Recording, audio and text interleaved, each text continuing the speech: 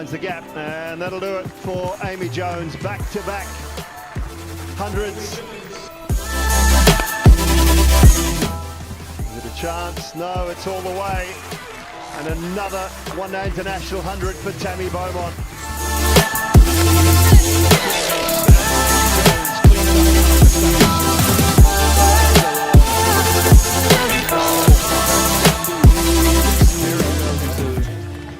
England take the second one-day international here in Leicestershire.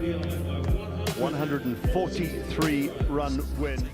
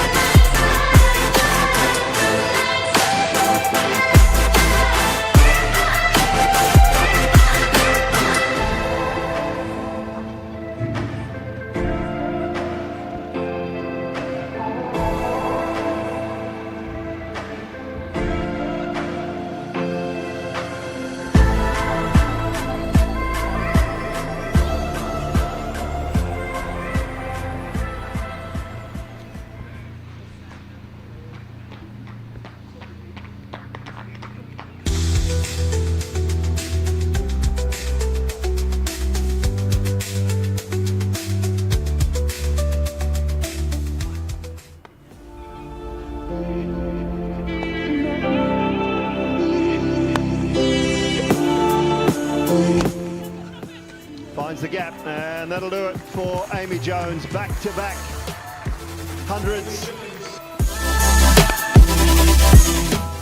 Is it a chance? No, it's all the way. And another one-day international 100 for Tammy Beaumont.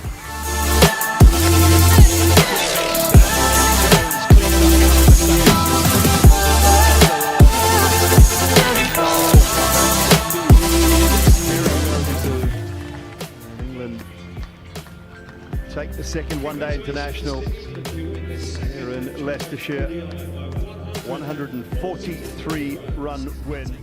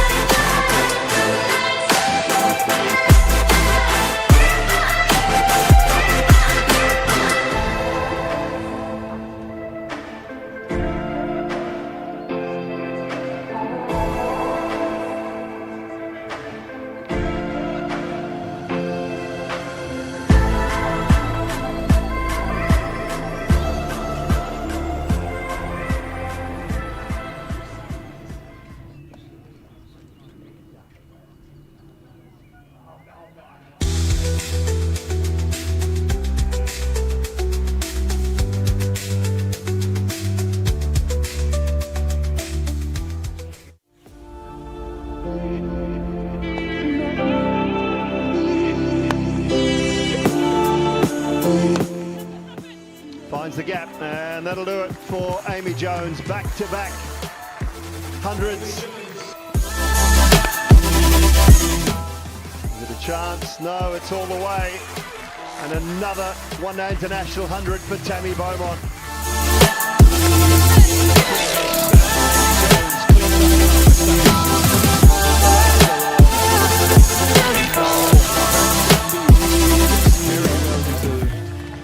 England take the second one-day international here in Leicestershire. 143-run win.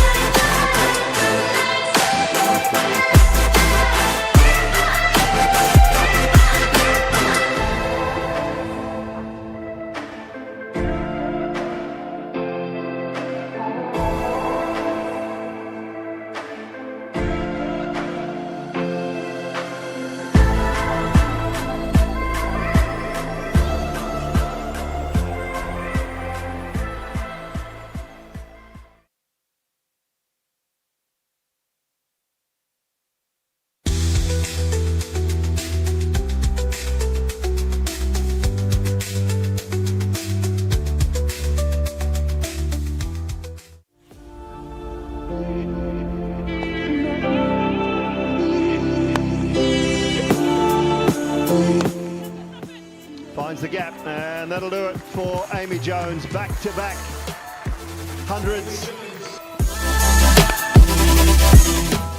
Is it a chance? No, it's all the way. And another one-day international 100 for Tammy Beaumont.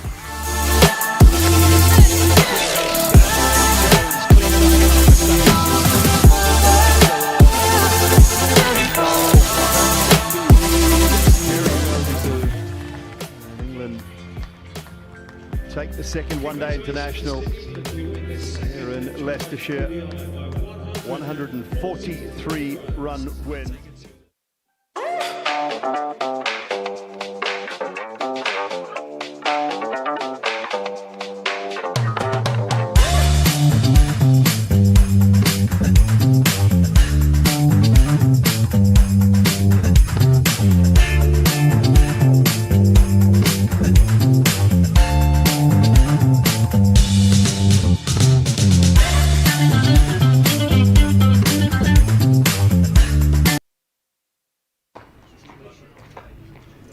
Well, good morning everybody and welcome to ball-by-ball commentary on this final day of the Rothesay County Championship Division 1 match between Leicestershire and Nottinghamshire. Welcome to listeners to BBC Radio Nottingham. Dave Bracegirdle, your commentator as ever, of course. Myself, Richard Ray, for BBC Radio Leicester, and also to listeners to BBC Sports Extra 3. You're welcome, as I say, at a rather, well, I was going to say cool, but it's actually quite cold and cloudy Uptonsteel ground.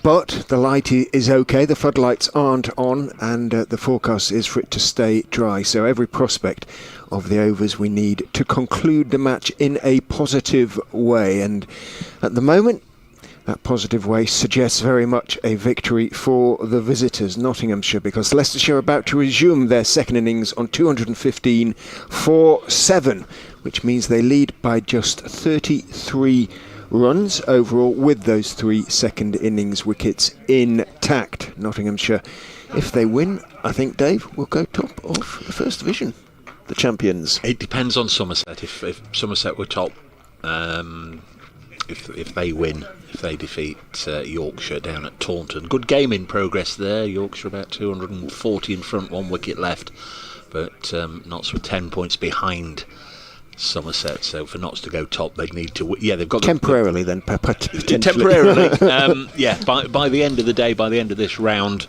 they could be a point or two ahead of Somerset if Yorkshire either hang on or indeed get a win at Taunton. Good day set down there, 240 or so. As I say, Yorkshire in front with 1 wicket left here. Leicestershire, well, they've just got to apply themselves the lower order as they did in the first innings, as they did yesterday morning, and again, if they're able to bat through until lunch.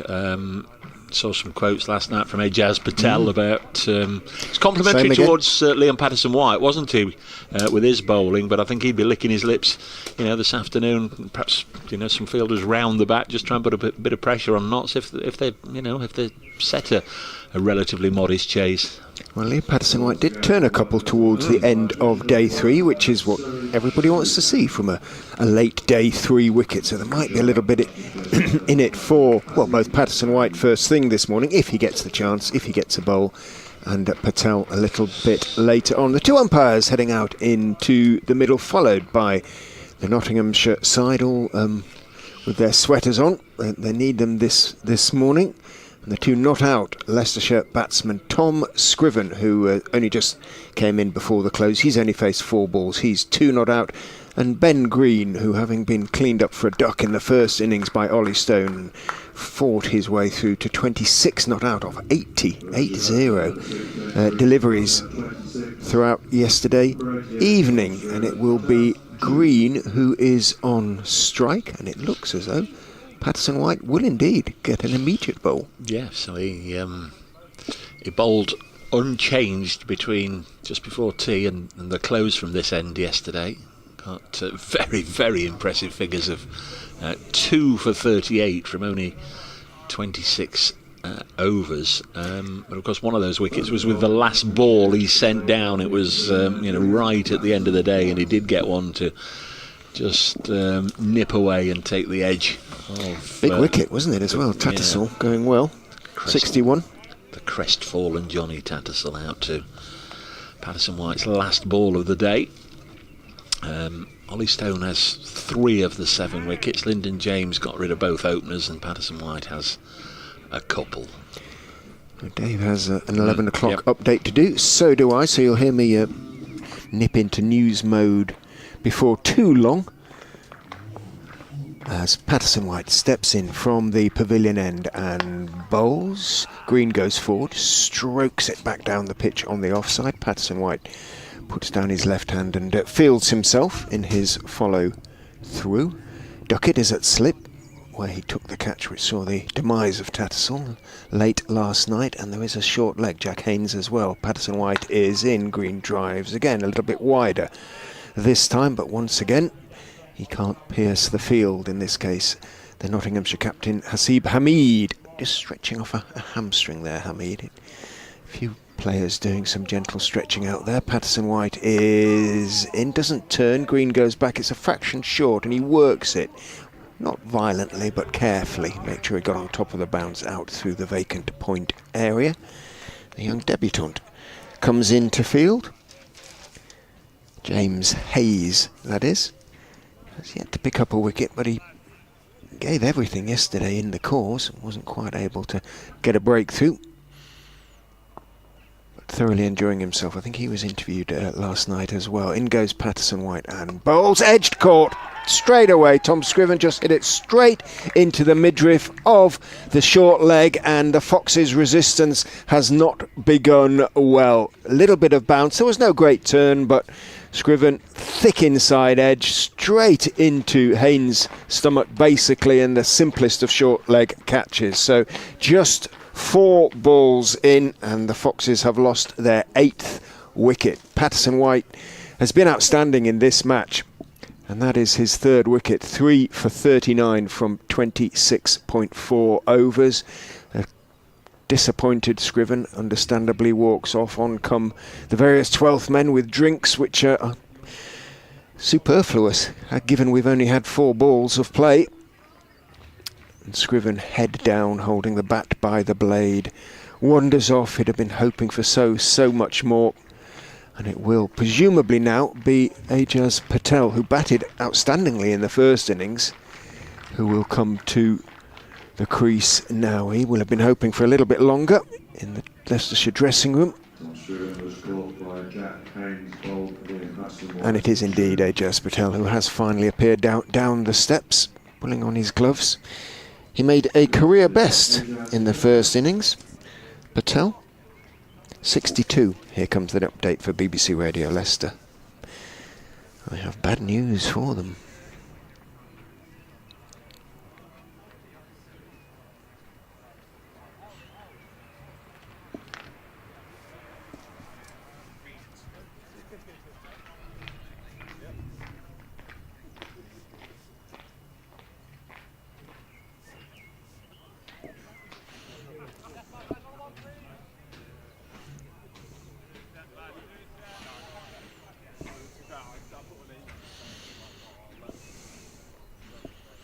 It has not begun well. Leicestershire have lost a wicket to just the very 4th ball of the morning. They began the day on 215 for 7, leading by 33, but with just those 3 second innings wickets in hand. Well, they added only 1 to that score, scored by Ben Green, who's 27 not out. But the next ball, the first ball faced by Tom Scriven, he just pushed the left-arm spinner, Patterson White, straight into the hands of short leg, and he was gone without adding to his overnight score of 2. Ajaz Patel has come to the crease. He batted very well in the first innings for a career best 62. He's going to have to do something similar this morning if the Foxes are going to have any chance of saving this game. They're 217 for 8, leading by just 35.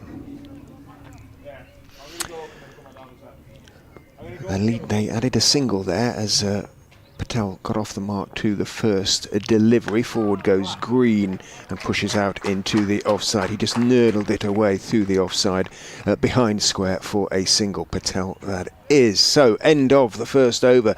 An eventful one, a successful one for Liam Patterson White, who gets a low 5 from Joe Clark as he walks back to his position at slip. 217 for 8. The lead just 35. Ajaz Patel, very solid figure. He came down the pavilion steps, walking out, strutting out almost, sailing proudly out, like the Victory, heading out of port to deal with Bonaparte. Let us hope he's as successful. Because he's going to be facing the bowling now of Lyndon James rather than Ollie Stone, who's going to come in from the Bennett end. Not much point really keeping Stone back, but Dave's back alongside as James goes in and bowls. Down the leg side it goes, and I think he got a little something on that. No, he didn't. It's Byes. Carvarena leapt to his right, dived to his right behind the stumps, couldn't get there, and a little bonus. 4 byes go on to the Leicestershire score. What a tame dismissal that was, wasn't it? I'm afraid so. Just popped it straight into his bread basket. Little bit of bounce, but nothing that he shouldn't have been able to deal with, but closed the bat face and Simple catch. In goes James, and almost he picks up a wicket with his second delivery. Patel, little bit of a waft, defensive push, a very sort of vague gesture at the ball, really took the inside edge and cut back, went over the top of the stumps, I think. It was quite a long way over the top of the stumps, but, well, down to the boundary for 4. So consecutive boundaries, neither particularly out of the... would win a place in the coaching manual. However, Leicestershire will take what runs they can get. And they move on to a lead of 43 with just 2 second innings wickets intact. James is in. Patel touched late on that, just leant forward and dropped it down towards point. And the catcher, Haynes, jogs up from third slip, or gully really, actually. He's gully at the moment. He's got his pads on underneath his whites, keeping him nice and warm. Need it today. 225 for 8. Well, Green knows now that Patel is no mug with the bat, so I would imagine he won't change the way he's approached his innings so far. James is in, down the leg side. Patel almost falls over himself, having tried to flick it, or falls over his own feet as he tried to flick it on down the leg side, and sort of stumbled out of his crease. And there's a few sort of people sort of looking slightly puzzled out there, the Notts players. Look, what was all that about? Get a man in there, leg slip or leg gully. Clinton's going to bring it in on the angle and they're drifting towards the leg stump, and it looks as if Patel's trying to flick him down the leg side, doesn't it? Get a man in there. James, quite chest on as he runs outside off stump. Nice shot from Patel, a little bit short outside off stump. He went back and punched it away through the offside. Running back is the skipper, Asim Hamid, and Patel picks up 2. He moves on to 7. It's been an eventful little 6-ball innings so far. And something has happened on every delivery, one way or another. Leicestershire on to 227 for 8. They won't really have any serious hopes unless they can get up to a sort of 150, 160 ahead, you would have thought, and then there's an outside chance as Patel is drawn into a vague poke at that one that bounces past and leaves him outside the off stump, and into the gloves of Calverain behind the wicket. End of the over. Decent one from James. 11 overs, 2 for 44 for him. He started the rot. He took the 2 openers who were going so nicely. So he has much to be proud of in this match. 45 the lead. Yes, Lyndon James bowling the first over from the far end. His family are watching. Good morning to Julie and Peter. Mrs. James thinks I'm all too predictable. Knew I'd start the day this morning on the socials with May the 4th be with you. Star Wars Day for those that celebrate, as this is pushed back to the bowler. Glad I'm not at Lord's, because Kevin Hand's a massive Star Wars fan, the BBC commentator for Middlesex. Huge Star Wars fan. He'll be dressed as a stormtrooper today. Don't worry about that. This is worked up to mid-on for a single by Green. It goes to 28. So the lead 228 for 8. Add 18 to that and you've got the lead. 46 currently. What have you got? Just an email from Alan Salisbury. I won't read it out, but just to say thanks. Hate mail, is it? Hate mail. Next delivery is pushed into the offside. I know it's not. I know there's been a lot of nice messages for Richard. 1 or 2 lovely people popping up to say hello and wish him the best. This is a milestone day for the old fella, one way or another. It's not done yet. This one into the pad. Patterson White asks the opinion of umpire Illingworth and gets a firm rebuttal. Not out. Patterson White with a wicket with his last ball of day 3 and his 4th ball of day 4. 3 for 41 his figures. Bowls now and slammed back down the ground by Ijaz Patel. 1-2 bounce. In fact, the second bounce I think was just over the rope, but straight hit 4. Shot of aggression as we saw from the New Zealand international in the first innings. He likes batting here, that's for sure. And actually, at the moment, likes facing Liam Patterson-White, because he did that a couple of times in the first innings, didn't he? But Liam won't be too concerned. I think we looked late on last night, didn't we? He'd only gone for 3 boundaries in 20 odd overs, so that'll be now 4. He's in again, and Patel goes for another one, and he's taken the aerial route again. 1 bounce over deep mid wicket for 4 more, and hold your hats, and you know, don't throw away that betting slip just yet, you Foxes fans.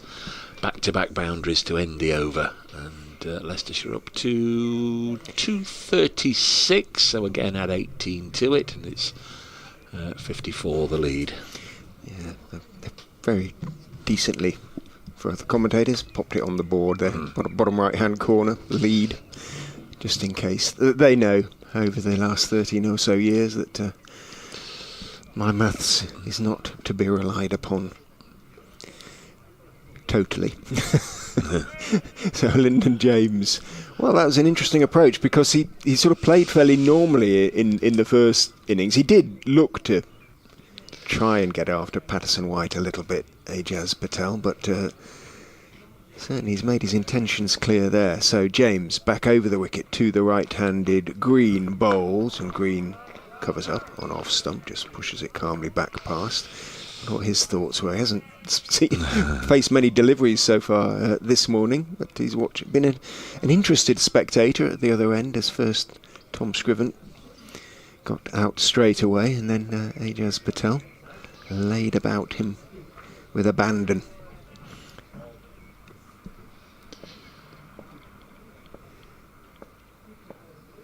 James turns, long strides, bowls a lovely delivery that bounces and leaves Ben Green, and draws him into a defensive push that, from James's point of view, is unfortunate not to take the edge.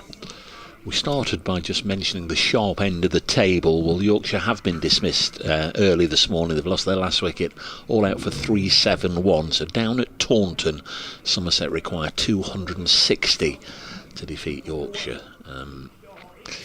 A draw, and if Notts win here, Notts would go top. If Somerset win, they'll obviously be top. James is in. That's a decent shout for leg before. Not out, says umpire Shun Mogan. His been very hard to convince throughout this match. Looked a decent shout from where we are sitting. Let's have a look at the replay. Ooh. That was a decent shout. It was.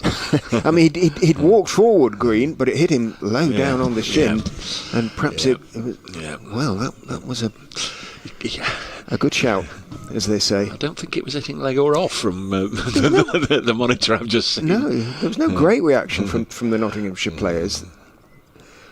In goes James and bowls. Oh, lovely outswinger that drifts past the outside edge of the plunging Green's bat. And my word, that's 3 deliveries in a row that have all defeated the Leicestershire all-rounder. 2 outswingers sandwiching a lovely straightish delivery that must have been perilously close to being given out leg before. Must have been a little inside edge or something, but goodness me, that looked pretty straight. He did get forward, but even so, these days.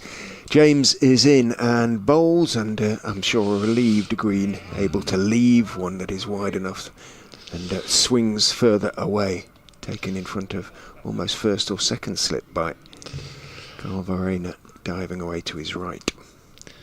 Players started on time in the 6 remaining county championship matches in this round of matches. One finished yesterday late on. Northants walloping Worcestershire by an innings at Wantage Road in Division 2.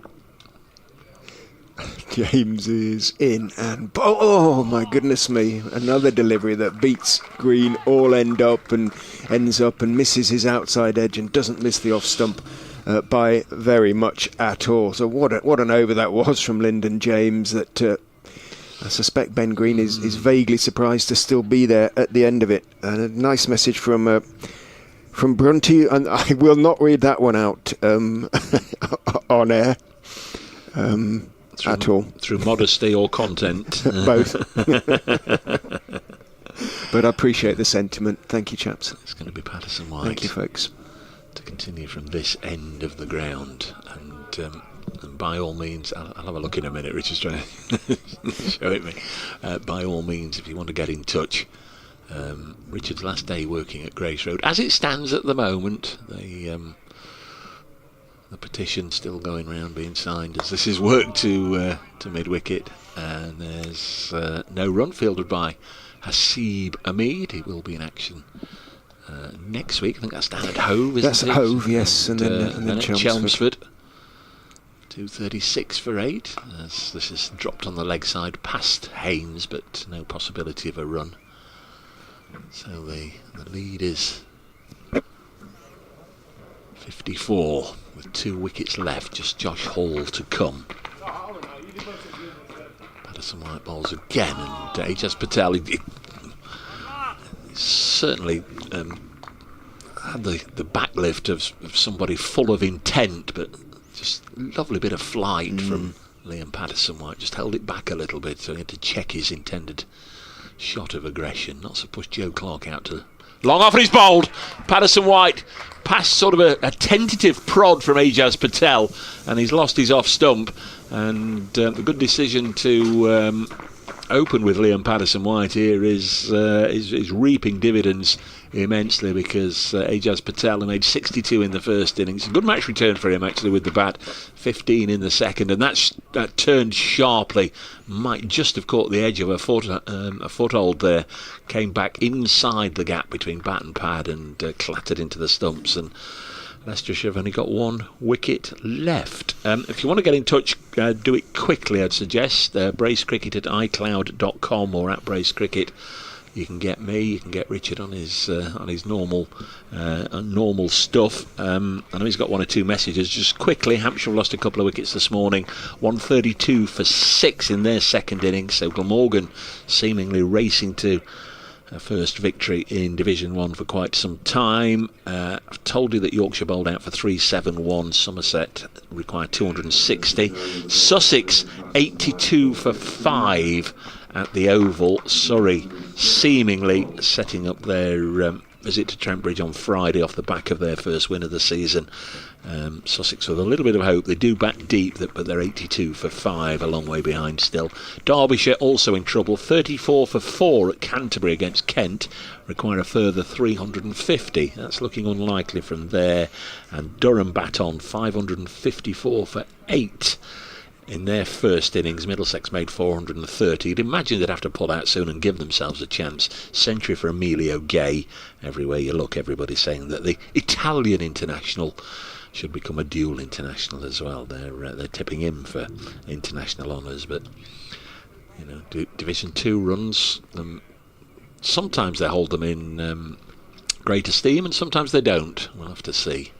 Still a month or so to go before the international season kicks off for England. So last man, Josh Hall, faces Liam Patterson White. He'll be looking for a fifer. This is pushed back to the bowler. One thing it does mean with those 2 wickets is that Ollie Stone, who hasn't had a bowl this morning, even if he did come on, couldn't get a 10 for. I had a little look. He's only had 1 in his career, and that was back in 2018.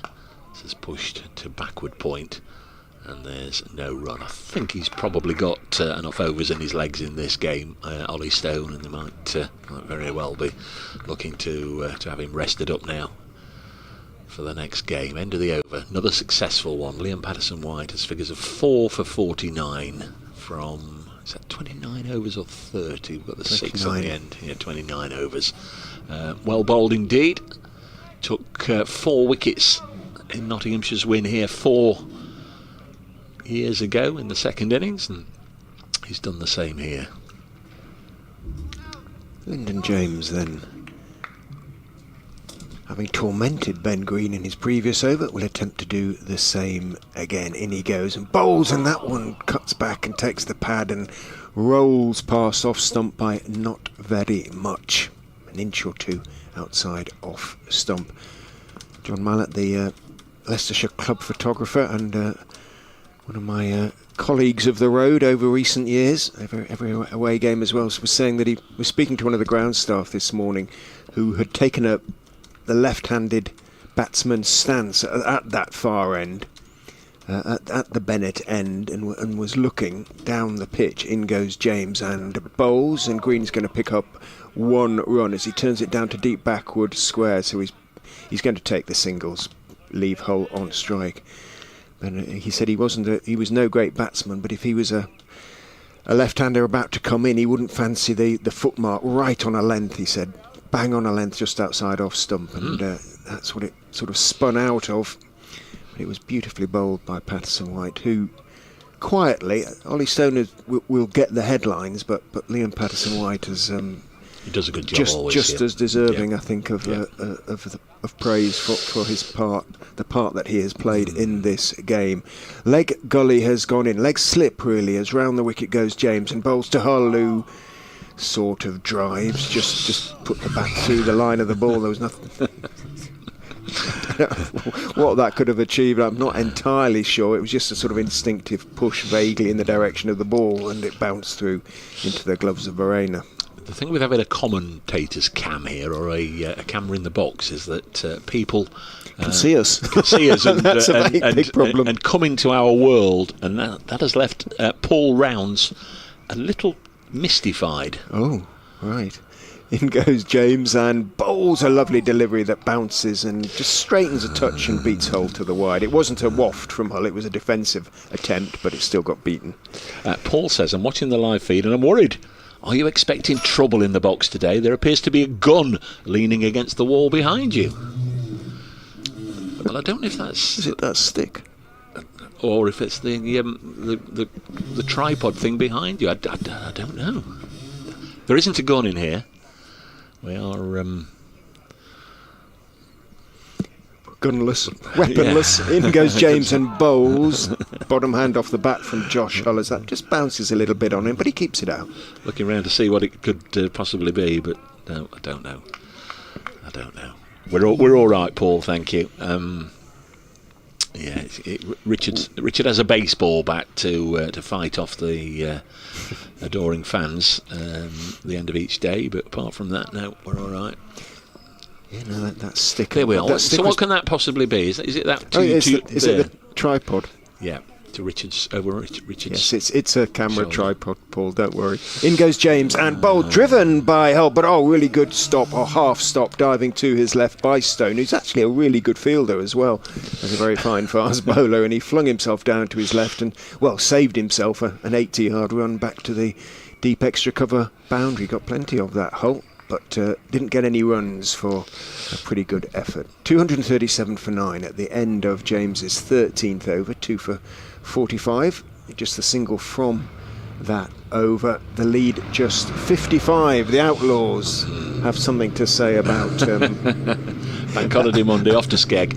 It's quite possible, actually. Quite possible. I don't know where they don't know where they gather. I don't know where they keep their bikes. Not there.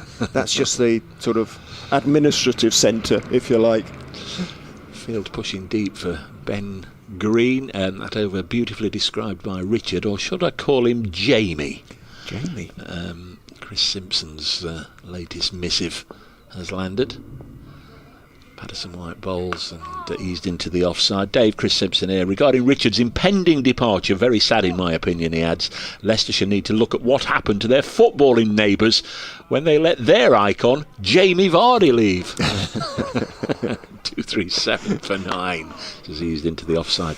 A man of Cremona these days. Cremonese he plays for in Italy. I've got all sorts of messages. We'll get them all in. This is pushed back to the bowler, Liam Patterson-White. 237 for 9. Yeah, Stephen's just been in touch. Stephen Roberts, thank you for that. Much appreciated. Send them to me if you want them read out. I'll read them. Next ball is defended. Graham Jepson. Message for Richard Ray, Dave. As in cricket, some decisions are mystifying. The decision to say goodbye to Richard is equally mystifying. I'm not sure this will be the end for Richard. He's got plenty of local support for his work. Whatever happens, please wish him well on behalf of all Leicestershire County Cricket Club members as the next ball's pushed into the covers, including myself. Thank you, Richard. Thank you, Richard. You will be missed. Kind regards, Graham. Graham Jepson. That's nice. Thank you, Graham. bracecricket@icloud.com. I'll read them. This is it into the offside. There's a single taken by Green. 2:38 for 9. Just wonder if the BBC Radio Nottingham Forest crew are tuned in on their way down to Chelsea. 3 o'clock kick-off this afternoon. How many Premier League matches do this something afternoon? from it, couldn't they? Yeah. I believe. But, safe travels if you are. Mark the Mod. A mod should know all about bank holidays. There is a story behind it. He's not a mod or a rocker, actually. He's a modulator, I think, in exams. That's why he calls himself Mark the Mod, but he's been in touch. Lyndon James, down the slope from the Bennett end, bowls to Green, who walks forward into the defensive press and middles it, pushes it out to Joe Clark at extra cover. Morning, folks, from cloudy Sevenoaks. This could be an auspicious day. Could Notts and Kent both win on the same day? Because he's down in Sevenoaks, Kent, so he's a Notts man, but sort of as the adopted underlings, an adopted second division side, Kent. That would make Mrs. Mod very happy indeed. Cheers, chaps. Mark the Mod in Sevenoaks. James turns, runs in, bowls down the wicket goes Green, but he was so far down, it hit him low on the pad. He was looking to work it into the leg side, didn't get anything on it. It might well have been going on to hit the stumps, but he'd gone so far down the track. I don't think really the umpire could be blamed for not giving that one. The answer is no. I won't read that one out. Richard, he's just had one that's full of praise and slightly scathing in the decision to just have a switcheroo in the commentary box here at Grace Road for the rest of the season. James in again, walking down is Ben Green. Looked to be a thick inside edge onto the pad from looking from behind, and again it just trickles out into the offside. Clark walks in to field. They're giving him one if they want it. If he wants it, Ben Green, long on, long off, mid wicket, long leg, backward point, all on the boundary. 2 slips, a gully and an extra cover make up the field. Did mention yesterday that as an idiot 1 or 2 emails hadn't come through properly, and 1 or 2 more from yesterday have come in today. James is in, slower ball that just floats up a little bit. Green sees it and manages to drive it away through the vacant mid-off area, out to long off, leaving Josh Hull 2 deliveries in this James over to deal with. So this came in from Dan and Nat last night, so this relates to day 2. Lovely first visit to Grace Road for us yesterday in the sunshine. Highlight of the day for us was the amazing coffee and walnut cake and the delicious Victoria sponge from the Friends of Grace Road shop. Oh, and Ollie's 5-wicket haul, of course, Ollie Stone. Loving the pictures from the comfort of my living room. Thanks, Dan and Nat. Round the wicket goes James and bowls right behind that one. It's nice, isn't it, when people come to a fresh ground and leave with a good really nice impression. Enjoy their experience. Cricket grounds can be cold, drafty places. You can sometimes, just want 1 or 2 more amenities. You want perhaps not saying here, but you can perhaps want a loo closer or cleaner or whatever. You can perhaps want more access to coffee or an ice cream or whatever. But if people do leave the day and think, they looked after me, then it's all well and good. James is in, outside off stump, and Hull can and does safely leave. End of the over. 239 for 9. Just again the single from it. The lead inched up to 57 just with that 1 wicket in hand. I'll get on to today's birthdays in a moment, but yesterday we were talking about James Pattinson, and David Parker reminded me that James Pattinson's debut that we talked about in 2017, I remember how quickly he bowled. I remember his 8 wickets in the game, 3 in the first, 5 in the second. What I had forgotten was, obviously it was the first time we saw him as not sort of followers and what have you. What I had forgotten was the prodigious ball striking as Patterson White starts a new over and Green defence. You talked about it, but I'd sort of forgotten about it. Destructive batsman as well. Dave, James Pattinson's debut was notable for his important first innings contribution with the bat as much as for his bowling. So David remembers, and he's just gone into detail. Patterson White bowls. Again, it's defended. Coming in at 150 for 6 in reply to Leicestershire's 251. Notts was struggling a bit, even more so when Chris Reed was out. He then proceeded to add 122 with Stuart Broad in an 8th wicket stand that took us to a lead of 76. Next delivery is just run away backward of point. It was a Hadley-esque entry onto the Notts stage. Thank you, David, for reminding me of that. Appreciate it. And sorry it's taken 24 hours to get read out or to find its way through to the new tablet. Next ball is driven by Green into the offside. Not with any great intent to rotate the strike. He's played 4 balls in this over. Long on and off. Come up. No. Stay out. Lead is 57. 5th ball of this Patterson White over. Push back to him. Jeff Hart's been in touch with another one. We can just rattle through that. I know Richard's got about 75, but there might at some point be a change of innings, so we might just take a moment just to catch up with some of the correspondence if the wicket doesn't go down. This is hit onto the leg side. He won't get a single. Patterson White chasing after it, and they will. They, I think they said no initially, and then realised it was just out of Liam Patterson's reach. He set off sprinting after it. I was going to say like Usain Bolt. I'll say Ewan Roberts because I saw him on Breakfast Telly yesterday morning. Not seen him for a while. He was doing a piece. He does marathons these days, doesn't he? Yeah. So he set off like Ewan Roberts, a darker-haired Ewan Roberts, and chased after it, but they got the single. Jeff Hart. So this is again from last night, so apologies, Jeff. I'm enjoying the commentary and that of your equally excellent colleague, Richard. Although I live in North Wales and my brother is near Norwich, we both Notts members go to as many games as we can. Unfortunately, my brother always takes a 3-week break to attend the May Day celebrations in Padstow, where he entertains the crowds on his banjo. Lyndon James is in and bowls on off stump to Ben Green, who defends out into the offside. No run. This always results in us missing matches, and this time it was Warwickshire Surrey and the current game. I usually forgive him eventually. If any listeners want to read about our exploits, my book, Cricket, My Brother and Me, is available at the Notch shop. Thank you for all you do, Jeff Hart. So that's brilliant. Cricket, My Brother and Me. And the banjo. And the banjo. You know, 3-week break down in Padstow. That's great stuff, Jeff. I'll look out for that. I'll get that. James is in and bowls a beauty, bounces and leaves Green on the back foot and beats him. Mandy Fitzpatrick sent a picture of home. We'll be at Trent Bridge on Sunday, Dave, watching Notts Warwickshire. It's my birthday on Sunday of this week. Excellent commentary from you and Richard over the last 4 days. Thank you very much. And a picture of Mandy. She's got the Cross of St George, big flag on the wall there, and she's got a giant telly there with the live feed on. Thank you very much, Mandy, for getting in touch.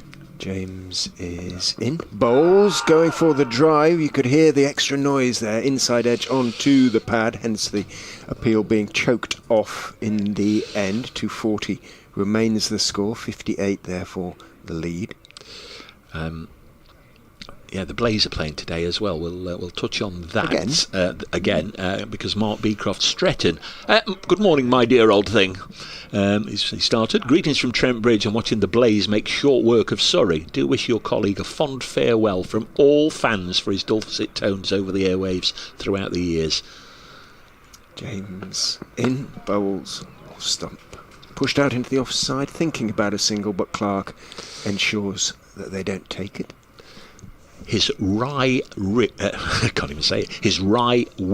and humour shall be very much missed. Keep up the good work, Mark, who's That's nice. listening to us but watching the Blaze at Trent Bridge today. Ellie Mackin, Dave, can I just say thank you to Richard on behalf of all blind cricket fans. Without the commentators' wonderful work following county cricket, wouldn't be possible for us. And Richard is one of the very best. On this match, really hope Patterson White gets a 5 for. James nearly picks up a 3rd foot there as that one slides past the outside edge of Ben Green's bat. Bounces, I think, just in front of Rayner. Either way, the ball wasn't gathered cleanly, so perhaps as well. But James didn't find the edge on that occasion, but he's bowling beautifully this morning, given that this ball is almost 78 overs old. Charlie, morning to Dave and Richard. Green was as plum can be. Don't want to chase more than 100 on here though against Patel. Also please say thank you to Richard for his excellent commentaries over the years. In goes James and bowls onto the legs of Green, tries to flick it away, doesn't get anything on it, thumps into the pad that was going on down the leg side. End of a maiden over. Couldn't get it away. He's got knowledge, humour and most importantly, impartiality. Best wishes from a Notts fan, Charlie. Thank you, Charlie. I appreciate that, thank you. Alistair, morning Dave, great start to the day. Just want to say thanks for all the coverage, great commentary. Another great win for Notts here, barring a miracle. Notts will be still unbeaten going into next week's game against Surrey. Liam Patterson-White, I think, has been great. Thank you very much, Alistair. Appreciate your comments. bracecricket@icloud.com on the email, at bracecricket on the old Twittery thing. Here is LPW, 2 slips and a short leg. Josh Hull lets this go through to wicketkeeper Carl Verena. Sorry, I know you've got some. Right. I'll shut up at the end of this. It's difficult to get things in between Patterson-White's deliveries. Yeah, slow down, Liam. He cracks on. Slow down. It's great. I think it's brilliant. He's into his 32nd over in now to Hull. Just reared up. I don't know if he struck his bad handle or elbow, but either way it was deflected down into the ground and Haynes fielded at short leg. Leicestershire 240 for 9. Lost a couple of wickets this morning, both to this man, Liam Patterson-White. Bowls now and again gets one. Just took the pace off it nicely, didn't he? He's not full of doozers and all sorts of things, but he's got nice variety. Ajaz Patel picked out his variations in pace and the way he adapted his pace to the track. The turn off the pitch is slow, not out of the footholes, obviously. Hull still on Norton, content to still be there, and that one was wide enough to be left alone, but you never know if you're going to get the one just and nip into the left-hander. I'm not sure he did leave it alone. No. He did, but didn't mean to. 5th ball of another runless over so far, gets bat on this one. Leicestershire's lead is 58. The weather forecasters, who I have a deep and very cynical lengthy about mistrust the Met of, Office, say it'll be dry today. There are dark clouds, but they're very high. They do say it'll be dry today, at least in the daylight hours. This is pushed into the offside. LPW throws his head back in. Token frustration. End of the over, 240 for 9. And now I'll leave you with Richard Ray. Well, 1 over left with the old ball. So Ollie Stone will be hoping he doesn't, I suspect, hoping. He might want a bowl, but he'll be hoping not to be whistled up. And that one of Lyndon James, well, whether Patterson-White will get another, I think they're having a talk about it. Joe Clark is there and Hasib Hamid and Ben Duckett deciding what to do, whether to take the new ball perhaps, but we do have 6 deliveries to go. And before we do get that, my thanks to Dave Root, who's been in touch on Blue Sky, as Lyndon James comes down the slope and bowls to Ben Green, who looks to force it away off the back foot. He's managed it. He's got it out to the sweeper and has immediately taken the single off the first ball of the over. And, well, I suppose a little bit surprised about that, but I guess I think there is a slight air of fatalism about Leicestershire's batting at the moment. Wouldn't quite do credit to Sydney Carton, but I know where they're coming from with the new ball and Ollie Stone due if they survive these next 5 deliveries in a lead of just 59, as James, with 3 slips behind Hull, bowls a bouncer. Hull, very tall, but ducks underneath it. Thank you very much for all your work over the years, says Dave. I sincerely hope we hear you in the future. Who knows? Sometimes when you're freelance, you can just work day to day, isn't it? You know that as well as anybody, Dave. And well, not so much with Notts. That's been a fixture for you, but you never quite know what's going to come next. No. Makes it all fun. As James is in and bowls edged short of second slip, bounces a good 3 or 4 feet, perhaps, well, maybe 2 feet in front of Ben Duckett. Not quite sure why that went so, and it is an old soft ball, so perhaps the new ball would have carried, but that didn't. Ben Green doing some interesting looking. He didn't look very well, actually. Is he bent down over his bat there at the far end, staring at the ground? Leans on it now. He looks okay now, Greener, the man with a tash that you like. Very much so. In goes James and bowls very wide outside off stump and left by Josh Holt.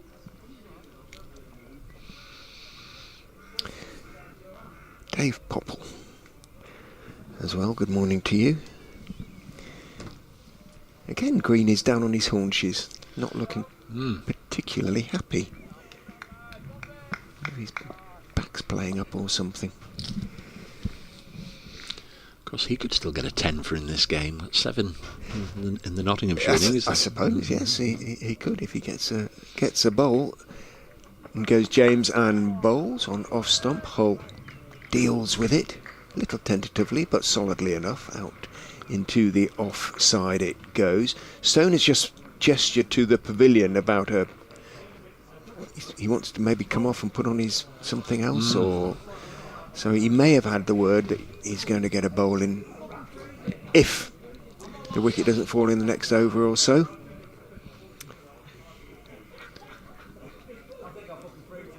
Might be tempted to settle on his excellent figures. Can't get a 10 for now. It's a cold day, isn't it, to start again, but you never know. In goes James and bowls. Hull gets a delivery down the leg side, tries to flick it on its way. There is a leg slip in the person of Joe Clark, but he doesn't get anything on it. It is taken by Verena. End of the over. Helmets are picked up by Verena. We have had 80. Will we get the new ball straight away? Ollie Stone is jogging off. Farhan Ahmed is walking on, handing something to umpire Illingworth. Didn't look like the new ball. No. I don't know what it was. No. A pocket warmer, perhaps, or something. Maybe. Patterson White's continuing. Just to say, at Trent Bridge, the Blaze playing Surrey women today. Surrey 69 for 5. 3 wickets to skipper Kirsty Gordon in that one. One to Charlie Phillips, who got 5 on Friday at Durham, and the other one to Lucy Hyam. Here's Patterson White bowling to Ben Green, drives it, and this time he does refuse a run. Farhan Ahmed was pushed out deep, almost on the long off fence, having just taken to the field to replace Ollie Stone, and Ben Green turned down the run.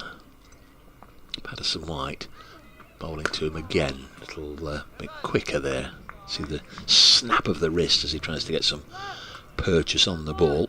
Somerset have lost a wicket. They're 11 for 1. Archie Vaughan has been dismissed right at the start of their chase towards 260 to beat Yorkshire. This one's played onto the leg side by Green. No run. 241 for 9. Notts right now, if they get this wicket, will need 60 to win to go undefeated after 4 matches. It'll be 2 wins and 2 draws if they were to get the win here.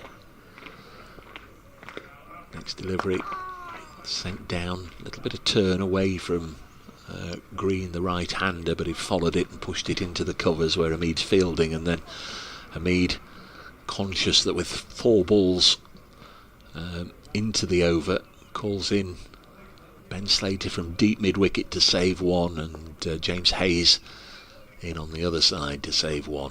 This is played in that general direction, and Green set off, but Hall didn't, and there was a bit of a gentleman's excuse me there, but they decide not to go, and now Joe Clark and Farhan Ahmed, long on and long off, are called up, so Notts have got, and in fact, short legs going out on the 1, so we've got a bowler, a keeper, a slip, and then 8 on the 1, 4 on each side, 2 rings of 4. What will Green do? Well, he's not showing any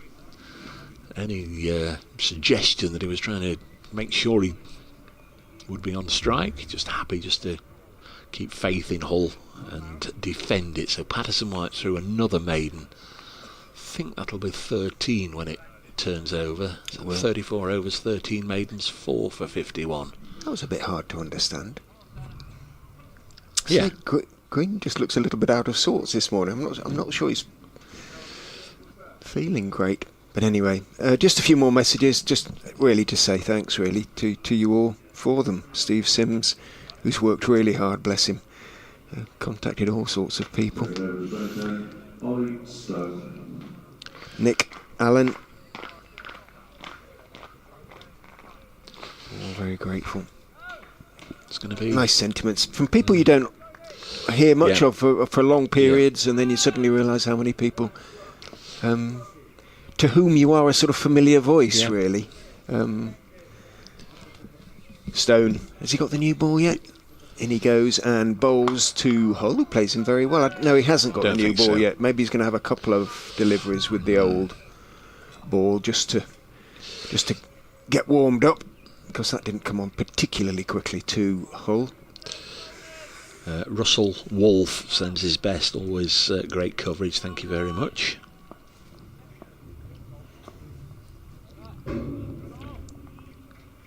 Stone, a perfunctory polish of the old ball before coming in and bowling to Hull, who is reaching down a little bit on off stump. He didn't particularly get up too high, manages to push it out towards backward point where Hayes is the fielder.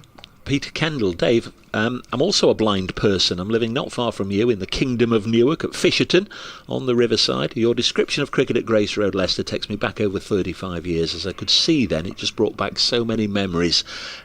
Keep up all the good commentaries over the rest of the season. Many thanks, Peter Kendall. Thank you, Peter. All the best, mate, from Kingdom of Newark. Stone was ready to go there, but something wasn't quite right, so he backs up, literally. He doesn't turn and walk back, he literally walks backwards. Then he comes in and bowls to Hull, who is solidly enough forward on off stump.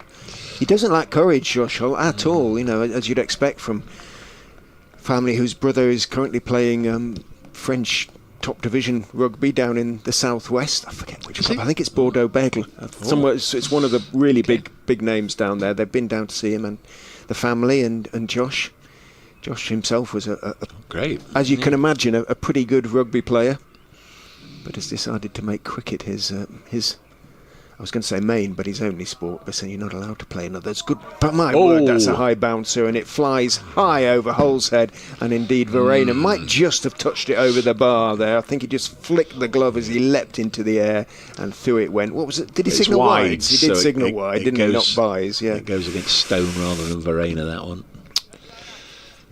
Yeah, Steve's written. He says, I'm reluctant to write this as it hints at acceptance, but we need to recognise your last day just in case. Steve's conducting a very organised campaign, bless him, all sorts of letters and what have you to all sorts of people. Is he having a whip round? all of which have basically been fobbed off. In goes Stone and bowls, and Hull gets in line, just pushes it off the leg and out to mid-wicket where Pennington is the fielder. Many thanks for all your work over the last 13 years. Lots of highlights. Your many comedy double acts with Dave Fletcher will live long in the memory. We've tried to outdo each other in lugubrosity from time to time, Fletcher, but you can't outdo Fletcher in lugubrosity. No. There have been times when both Leicestershire and Derbyshire have met in fairly dire circumstances, as you can imagine. In goes Stone and into the body of Hull. Again, he plays it well. He looks almost more comfortable against Stone at the moment with the old ball than against the slower but more puzzling offerings perhaps of Liam Patterson-White. He pushed it out to square leg, but he quite fancied a single, but it was turned down. So with one ball to go in the over, 1, 2, 3, 4, 5, yeah, one ball to go in the over. There'll be a few changes to the field. Haynes, who's got the pads on already, goes in at short leg, and Clark, who was at mid-wicket, goes to third slip in his place. Stone is in and bowls. Good full-ish delivery, little bit of shape back in, but Hull pushes it out into the offside end of the over. I've got one here from Dr. John. Thank you, Richard, for supporting cricket even ahead of Leicestershire. Good luck, Leicestershire, for the rest of the season, he says. Having severe visual impairment since Christmas due to perforating eye ulcers, I've never before appreciated how good Richard and Dave are at helping people with visual impairment to enjoy the cricket. I'm grateful I have a recovering visual impairment. I would like to give a shout out to all those supporters of cricket with visual problems and other disabilities. There are more ways into cricket for those of us with physical impairments. We have got a second here. He's given me a website address, www.ableize.com, and obviously the slash and then away you go. I'm sure there are different categories for those with visual impairment who want to know more about listening to cricket. This is pushed into the offside, fielded by Ben Green, who's on 33. A really good point. I think sometimes we both probably know that maybe sometimes the third voices in particular. Patterson White, 22 on his back, 2 little ducks, bowls to Green and he defends. I think that they're commentating on TV and all people can see the screen, but yeah. I mean, I started doing commentaries for the RNIB at grounds, and you've got to remember that you're essentially commentating for people who aren't necessarily seeing what you're seeing. Liam Patterson White, slow left arm spinner, bowls to Ben Green, who's just sort of put back to ball firmly but safely and watches it roll all the way up towards long on, and the ball had stopped before Joe Clark runs in off the fence to throw it back, and they didn't take a single again. Green happy to stay down that end for the time being. Now he takes a single, hitting it to mid-off, so that's the third ball of the over. Turned down a single on the second, takes one on the third, and Leicestershire 247 for 9. Add 18 to that, and 65 is the lead. Don't add 18 to 247. Add the 18 to the 47. That's how I'm doing it. 65. I'm just looking at the board, which says lead. I know you keep saying. But sorry. Told you before, you're dealing with an idiot. Next ball is edged. I think it was edged by Hull. It's gone past Verena and down to the boards at the far end. No, we didn't get anything on it. It was a vicious swish. And has he given by? Yes, he has. Yeah. He hit outside. It turned off out of the footholds again. 4 more runs, 250 up. I don't know. It didn't bowl him actually. We can't see the stumps on the replay because Josh Hall is right in front of them. It's gone between bat and pad. Somehow missed the sticks, deceived Verena and gone away for 4 byes. Turned sharply. I'm not sure it was out of the footholds either. This is a good pitch in those terms. Balls again. 2 slips and a short leg, and Hull defends. This morning, Scriven caught Haynes bowled Patterson White for 2, and Patel bowled by Patterson White for 15. Dylan Pennington's been off the pitch off the ground for a comfort break. He now comes back. Farhan Ahmed told to stay out there because Ben Slater's going to go for a comfort break. Generally do the Notts happy birthdays at some point. Dan Christian, super Dan Christian, who led the side to their only 2 so far blast titles, 2017, 2010. It's Dan Christian's birthday. It's been a week for Nottinghamshire Aussies. Dan Christian today's celebrating his 43rd birthday. What a player, what a captain, what a leader. You can tell I'm very, very impressed with Dan Christian. I would think all other counties, Richard, and you perhaps have a say on that when they're facing Notts, would like somebody like Christian, somebody out there, and you can see it matters, and it cares so much to him. Stone then, with an interesting field for Ben Green. Lots of men out on the boundary, plus 2 slips and a gully and an extra cover because he's bowling, and the new ball has been taken. So he had an over to warm up. Now he's ready to go. Let's see what a difference it makes. In he goes and bowls to Ben Green. It goes straight on, that one, and Green on the back foot plays it firmly down into the ground, and Stone fields in his follow through. 69, so 70 at the moment is the Nottinghamshire target. Your correspondent said he didn't want to chase 100. I think 100 would be okay. I think if you got to 160, 70 with a little bit of turn in the pitch and Patel, you never know. But at the moment, it's fine as far as knots are concerned. In goes Stone and tucks Green up. It comes off a thickish inside edge, goes between the legs and the stumps, runs out towards wideish long leg. Young Hayes comes in. I keep calling him young. He's not. I mean, he's in his early 20s, isn't he? He's not. James Hayes. He's no teenager. He's 25 next 25, month. well, He's there 24 you go. now. 25 in June. So he's a late blossomer, perhaps. And Green takes one anyway. I wonder if we might get my favourite sentence of Richard's yesterday. I wonder if we might get that again today, with the possibility of a late lunch. What was it? The chef's sauce will be spoiling. I quite like that one. Shedding bitter tears in the kitchen. I'm more a bottle of brown myself, but there we go. Stone over the wicket, 2-hole, 3 slips and a short leg, comes in and bowls. Hull drives pleasantly on off stump, doesn't manage to get it past Farhan Ahmed, who's still out there at wideish mid-off, but that was a decent effort on the part of Hull.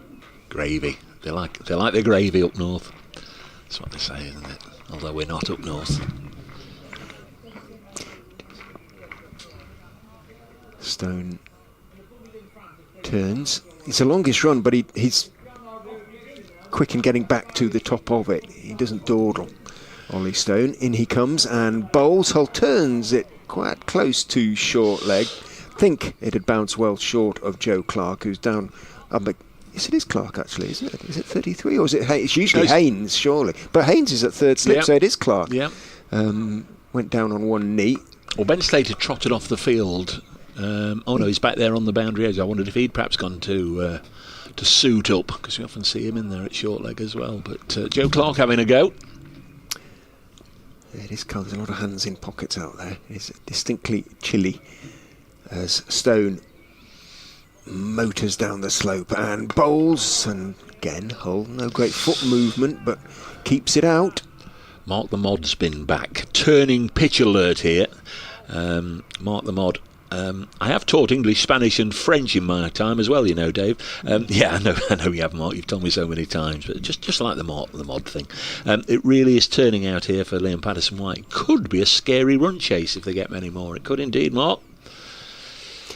Yeah, but I can't help feeling, Mark, they need another 100, really, to have a chance in those terms. Outside off stump and pushed that firmly by Hull. It takes a thick inside edge and it doesn't go too far. It does actually connect with Joe Clark's right shin. He is. I think he's got. I'm not sure he's got pads on underneath it. He's sort of rubbing his right leg a little ruefully. There we go. He says it's on the inside. He's got a grin on his face, so clearly it's not too painful, but a blow nonetheless. But Hull obviously didn't take a run. He remains not out. He's faced more deliveries than Green in his innings so far. He's faced 31 deliveries for that naught. It could be one of the great naughts of our time. It could indeed, yeah. Mark the Mod, there was a PS. Have you enjoyed any of that magnificent cake yet this week? I haven't. It's another avenue of enjoyment and excitement that's been denied me at the moment, according to my good lady. This is pushed into the offside. It's self-denial, isn't it? It's not. It's not self. Well, we haven't refused it him. He's saying no. I'm not. I'm in bad enough books this week for Teaspoon Gate. If you weren't with us earlier, well, it doesn't really matter. I sorted that. You did indeed, yeah. Single taken this time by Green. We're knocking on the door of midday. I'm off to speak to the good folk of the Robin Hood County. Thank you, Dave. Well, they took the single there, as Dave said. So Green peers down at Hull. This is hard work for Hull, because Patterson-White bowling over the wicket into the footholes is spinning it violently. 2 slips and a short leg as Patterson-White goes down. Hull plays down the wrong line. It doesn't turn too much, so it slides past his outside edge. Poor old Josh Hull. This is not easy. If it doesn't turn, he's got to expect fairly violent turn from the footholds, and now beginning to be off the pitch as well. In goes Patterson-White, bowls, bounces a bit, but Hull plays it well. He just brings the bat back inside the line. 33 balls faced for Josh Hull. 71 the lead. Patterson White is in, tosses it up, but it's a little bit too full from his point of view, because Hull, who is 6'7", can stretch forward and get to the pitch of that one. Push it out into the offside. 5 balls bowled in the over, so the field retreats, offering Hull a single. As Patterson White is in to him, he has edged behind. No, it came off out of the footholds, and it was taken, I think, by Duckett, right-handed to his right, and a sort of appeal. Now, well, I'm not quite sure there what happened. It seemed to just sort of bounce and skid on out of the footholds, and reaching to his right, Duckett held on, but there was no great celebration, sort of appeal. Hull's bat hit the ground, no question about that, but the ball doing some extraordinary things, so there was a sort of appeal, and that sort of appeal was turned down. We go on. Hull 35 balls faced now for his naught. There will be an update for BBC Radio Leicester shortly. The lead is just 71. Ollie Stone then will have Ben Green to bowl at, and a single saving field on the off, well, at least one saving one on the offside. Nobody on the leg side, everybody else pretty much on the boundary or 10 yards in. Stone is in to Green, who pushes it firmly back up the pitch to the former England fast bowler. He spoke to John Cully at the end of day 2 when he bowled so well, and he was philosophical about his chances of getting back into the England picture. The sense he gave was he thought that race, that particular race, was probably run. Certainly it's not something that's in his mind. In goes Stone and bowls, and Green again defends solidly enough. Out into the offside.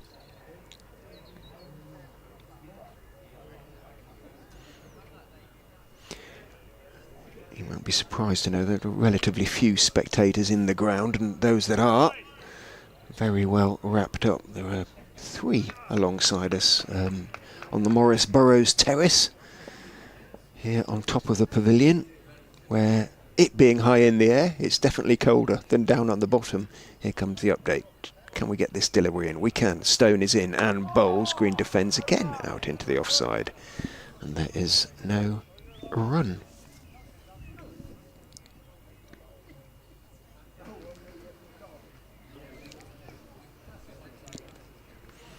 Fox is beginning to look as though they are sliding to an inevitable defeat. They have lost their 2nd wicket of their day, and indeed their 9th of the 2nd innings. Ajaz Patel biffed a few runs before being bowled by delivery from Liam Patterson White that turned sharply and took his off stump. Josh Hull, the last man, is out there. He's offering sterling support to Ben Green. Hull has, that's gone up in the air. Could be out, could be the end of the innings. It's going to drop short, so they're okay at the moment. They're 254 now for 9, a lead though of just 72 with 1 second innings wicket in hand. It was a shortish delivery from Ollie Stone. He went for the pull, he top edged it. Ben Green and Verena running out from behind the stumps towards square leg. Farhan Ahmed running towards the ball from mid wicket, and James Hayes running up from long leg. All converged on it, and all were about 2 yards short when it plunged to earth. So Green picked up a fortuitous single. He moved on to 37, and Leicestershire on to 254 for 9. The lead, as I say, just 72. Tricky when that happens right in the middle of an update, isn't it? And you're sort of talking, trying to commentate as well at the same time. Round the wicket comes Stone to Josh Hull. Bowls. Hull outside off stump. Drives pleasantly to the full delivery. But again, he's got a knack of doing that. He drives it straight to the man at wide-ish mid-off stroke extra cover, and it's Farhan Ahmed. So Hull, 36 ball naught so far. We're going to have to start looking up records soon. Longest. I know that the actual record's probably well into three figures, isn't it? But if he's still there at tea. on naught. That would be a good effort. Stone is in, bowls to him. It's fullish. It's a slower ball, and it is chipped in the air by Hull. In the air for a few feet, but there's nobody remotely within reaching distance of the ball as it runs out towards long on. Walking in is Hasib Hamid, and of course Hull doesn't take the one, it being the last ball of the over. There's a lot of grumpy number 11s up and down the country, and over the years, if you start talking about their batting average like this, all the times that they played lovely shots and the fella at the other end thought he knew better and would say no, just turn down all the runs I scored and save them for himself. Patterson White to continue with this second new ball, and Somerset have lost a second wicket. They're 16 for 2. Playing Yorkshire at Taunton. Patterson White bowls, and this is run into the offside. Yorkshire out this morning for 371. Somerset, who will go to the top of the table with a win, or back to the top of the table with a win, need 260. They're 16 for 2. Ooh. 254 for 9 as this one's defended. Hampshire 173 for 6 at home to Glamorgan, still trail by 149 runs with those 4 wickets left. And Surrey remain bang on course. Sussex 115 for 6, still 149 away from making them bat again. Next ball is defended. Division 2, Derbyshire 60 for 6. They need another 324 to beat Kent at Canterbury, so that's unlikely. Middlesex, second time round, 19 for 1, trail Durham by 118. 254 for 9. Strikes him on the pad, asking umpire Illingworth, and again not out. Whilst I was out of the room, they were appealing for a caught behind. They had that one that looped up in the air, and now another LBW shout. Patterson White just sliding down, I think. Certainly wasn't as straight as the one that. Yeah, Lyndon James. That was very close. Must have been very close. I can see why that one wasn't given, that particular one. This one, but that. Oof. 5th ball of the over. The field brought in again for Ben Green. It doesn't seem like they mind particularly. If there's a run there, they'll take it. If there isn't, they won't. And he defends this one. It's not look to sort of try and do anything daft from the final ball of the over, but just in case, once more long on and long off are brought up onto the one, and short leg is pushed out into the ring. So keeper bowler slip and 4 on either side once more for the final ball of this.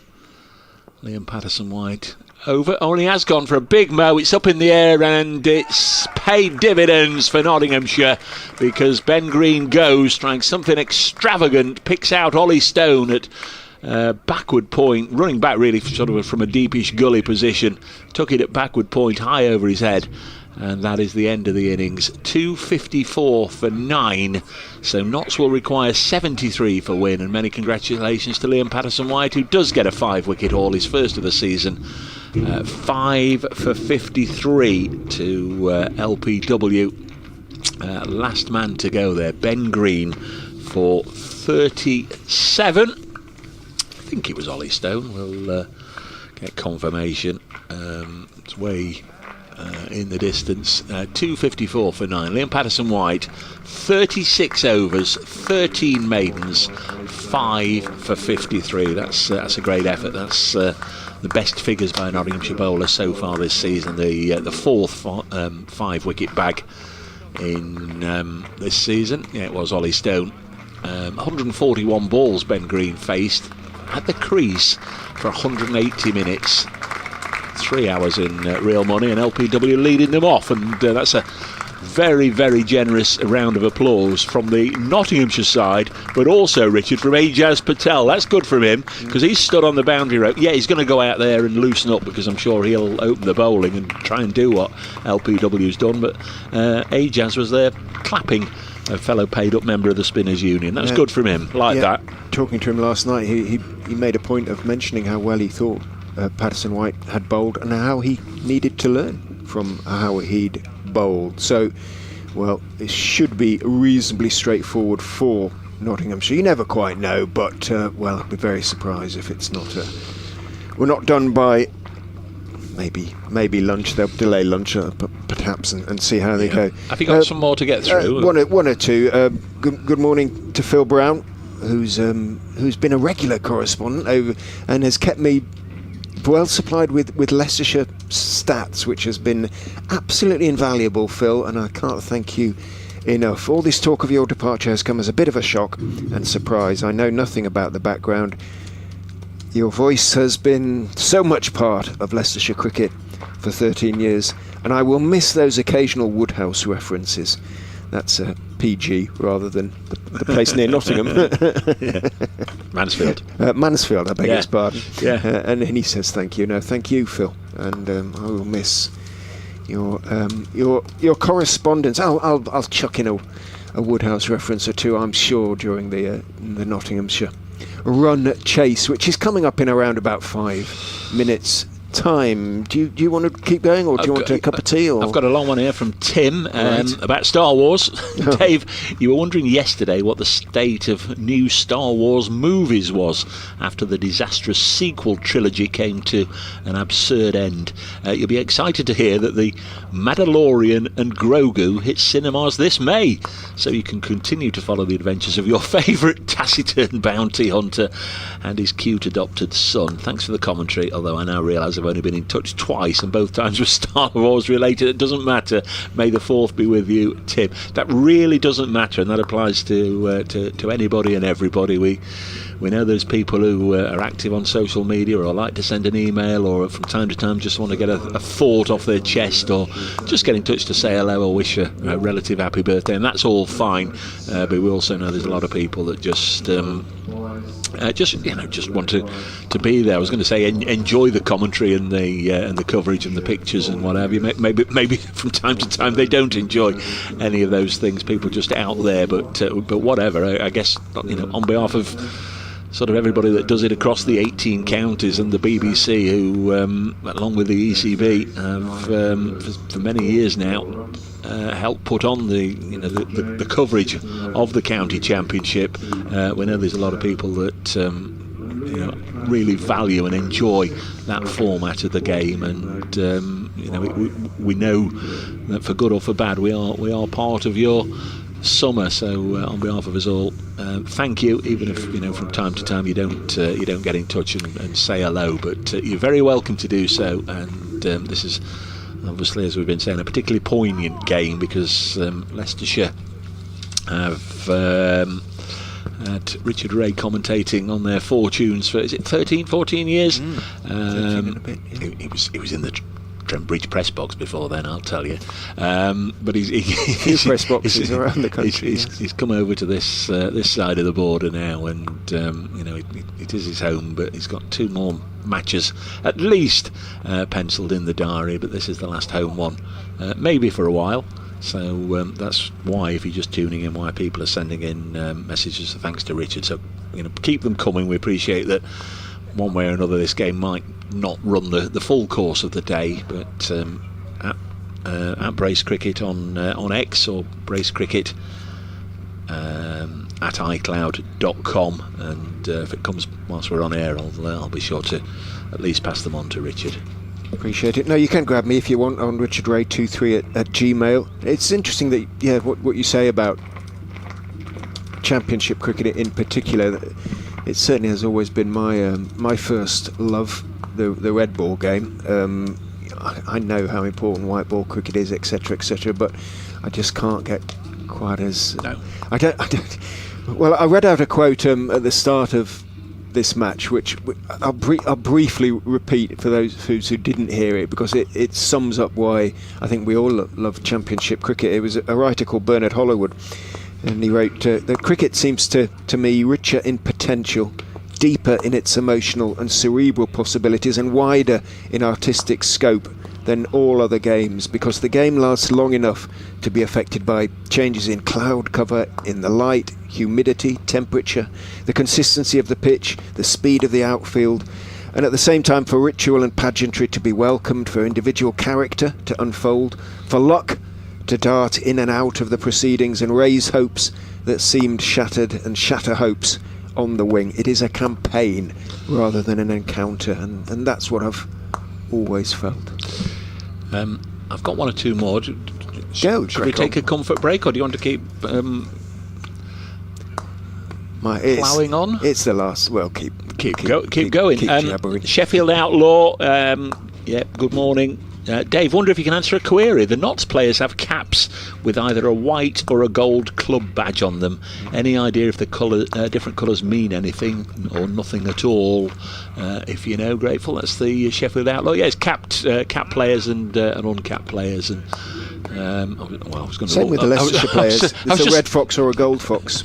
I was just looking at the caps down below, trying to work out, and then I realised it was Leicestershire out there. But they are, as I said, they have a slightly different thing as well. I think it's gold are capped, and the white ones are sort of the second 11 ones. It's players that haven't got a full Nottinghamshire cap. Many, of course, of this side have.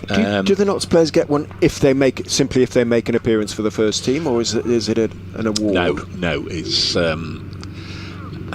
merit as well. It's a merit one unless you're a full international. Yes, I think that's true of many counties. So, for example, I've not got an example, but if an international player joins Nottinghamshire, they automatically are fully capped. Otherwise, for example, somebody like who are recent ones over the last 3 or 4 years, Lyndon James, Liam Patterson-White, Jack Haynes, etc., just after a period of time where the weight of performance means that the club value their services to such an extent they make them what's called a capped player. I think apart from the accolade and the changing cap, there's an extra few pence in the piggy bank as well at the end of the month, and it is nice to be a capped player. Ali as well, the umpires are on their way out. We've whizzed through these 10 minutes. Dave, please convey our very best to Richard Ray. Shared 6 years of cricket, commentary and cakes whilst with the Foxes. He's been the soundtrack to Louis' career so far. Kindest regard from all the Kimbers. Thank you very much, Ali. Really appreciate that. That's very, very kind. And yes, best of luck to Louis. Miss them being around the club, really. I hope it's going well for him in Northampton. I'm sure I'll see them all again. Just a message from Jonathan Farmer as well. A sad day, he say. The club, I'm not sure. The club is losing its finest ambassador, but I appreciate the sentiment. The consensus of the members is that it's a huge mistake. You're the unofficial voice of the club when all's said and done. Thanks for the wonderful hours of commentary and good luck for the future. That's from Jonathan Farmer. Thank you, Jonathan. The openers are out there. We'll attend to the cricket in a moment, just trying to get these in, obviously, before the match finishes. I know you've taken the trouble to get in touch. James Spring, happy bank holiday from sunny Weymouth. Hoping Notts knock these runs off before I have to head out for some bank holiday football this afternoon. Full credit to Leicestershire. They've really dug in over the last few days. I bet Leicester City fans wish their team, etc., etc. It's all about showing fight there. Get it in, James, nicely. My club Weymouth was saved by the rain on Saturday. Bowled out for 90, then the heavens opened. We escaped a thrashing. Not looking forward to watching the Pies in the playoffs again. All the best. James, who's the Weymouth Pie, big Notts County fan. Of course, Notts County face Chesterfield in the football playoffs next weekend, and that brings us right up to date because Ben Slater's out there. Richard, big Chesterfield fan. But it's Hasib Hamid who's facing Ian Holland. Bowls outside off stump and Hamid leaves and lets it run through to Ben Cox. 3 slips alongside Cox. Weatherall at backward point is quite close, almost on the, might as well be on the catch. You'd have thought Ben Green at mid-off, mid-on, mid-wicket, long leg. Even now they've got a long leg and a third man, Leicestershire. Holland. Slightly angled run is in and bowls Hamid. Little outswinger that he has a little feel for. It withdrew the bat, but I suspect just after it had passed the outside edge. I'd be surprised if it's not Ajaz Patel from this end. It's got to be, surely. Well, he bowled from the far end, didn't he, in the first innings? He did. Jake Weatherall, and there is a left-hander. So he's got footholds to bowl into from this end. Jake Weatherall's got his pads on under his white, so I think you're right. In goes Holland and bowls, and that is going to be a run to Hamid as he leant forward with an angle bat, steered it, past third slip, past Eskenazi down towards Josh Hull at third man, and one is taken. 72 to win. So do you think he got it wrong in the first innings? In terms of which end he was bowling from that end throughout. He didn't bowl a ball from this end, did he? Trying to think back whether he did swap around. I can't remember him so doing. I think you're right. No, I can't. You're right. And he does have a left-hander to bowl at. There are certainly more footholds at that far end for him to bowl into. Holland just moving Weatherald a few feet to his right in the covers. There's a big old gap at extra cover as Holland is in. Slater is beaten on the outside edge by a beauty. Lovely delivery. Have I got time for one from Andy Seston, Newport, Shropshire? Hi Dave, another great performance from Notts over the 4 days. LPW a nice little fifer. Please give my best regards to Rich for his contribution as well this week. Wish him all the very best for the future. Hopefully a finish before 3 so I can go and watch Forest versus Chelsea to top the bank holiday off. It's becoming as Holland goes in and bowls it. Nibbles back in a little bit, but from outside off stump, and it's a good leave by Slater, taken by Cox, falling away to his right. Could be a very good day for Nottingham, one way or another, especially if Yorkshire do you a favour down in Taunton. Said it was a flat one yesterday down there. I read the match report and they said Somerset shouldn't have too much difficulty, but they're 21 for 3. In goes Holland, and it's worked away through the leg side by Slater. He's going to take 2 because it's only just behind square, and that's a long way for Hull trotting up from long leg to get there. Slater takes 2, and Ajaz Patel is at the he's ready to take the ball and ready to bowl. The young man, Josh Thomas, opened the batting for Somerset in the first inning. He's got 100. He's 11 not out, but Vaughan Lammonby and James Rue have all gone. 2 wickets to Hill, 1 to Bess. Abel's out there having a decent start of the season. 21 for 3. That'll put the jitters through them, down in the side of country. Thank you, Nick. Nick Marshall's been in touch. Thank you for your years of dedication to our club. I got paid a bit, Nick, but yeah, take your point. For me personally, he says, I'll miss your dulcet tones and thoughtful, witty commentary. It won't be the same without you. Kindest regards, Nick Marshall, a Markfield Fox. 70 more runs are required, and it is Ajaz Patel from this end, and off 2 yards, he's called a halt to his first delivery, whether he felt Hamid wasn't ready, whether there was some chat or whatever, but he goes back, tries again, floats it up, and the Notts captain with a gentle little push. That was the softest run ever taken in the history of the game. Just gently pushed it into the offside, and the telepathy between Hamid and Slater prompted them just to look at each other and just jog down to their respective opposite ends. 4 without loss. Notts requires 69. It's about 25 past 12, and I'm thinking, Rich, unless they get bogged down, unless there's a flurry of wickets, we won't have a luncheon interval. But that might not be the case. I was just beginning to think we might, because 35 minutes. We'll see. Because I hope we do. Because I didn't bring any actually. I had to nip across to the press box. Ajaz Patel. We're just about ready. So Slater, the left-hander, and aiming for those footmarks. Patel bowls, goes through to the Foxes' wicket-keeper.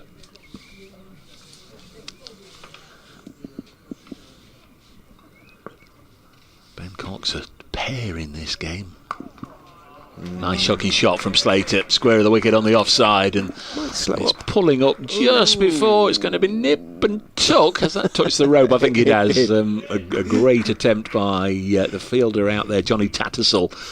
He flung himself forward. He certainly can't have anybody accusing him of not giving everything. Sort of, like he's on a holiday in some, tropical destination. He was just launching himself into the swimming pool, wasn't he? Trying to get there before the ball touched the rope. Boundary to Slater. 8 without loss. 65 required. Next ball sees Slater drive into the offside. More good fielding, this time by Ian Holland. The example has been set. It was one of those dives from Tattersall that was in danger of sort of coming to a halt before he actually got to the ball, wasn't it? You've seen footballers do it, haven't you, on greasy pitches when they've scored. Just flung himself full length. Next ball is pushed into the offside, and there's no run. Remember 1 year.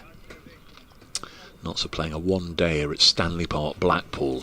Presume you've been to Stanley Park at some point, have you? It doesn't matter. It's nothing to do with where it was.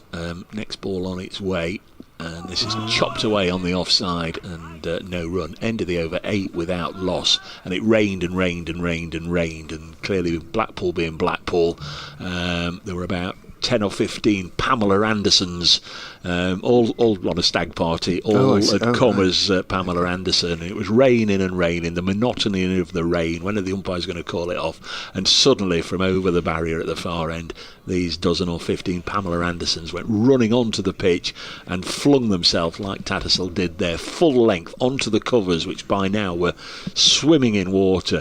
And it was just a great sight, seeing all these Pamela Andersons diving on the covers before they were shooed away. Holland then will continue to Hasib Hamid. 3 slips as he runs in from the Bennett end and bowls outside off stump, bounces through to Cox, allowed so to do by Hamid, who certainly has been in more fraught circumstances than these, won't be phased at all. 8 without loss, just another 65 will see Notts, for the moment, to the top of the first division. They would take,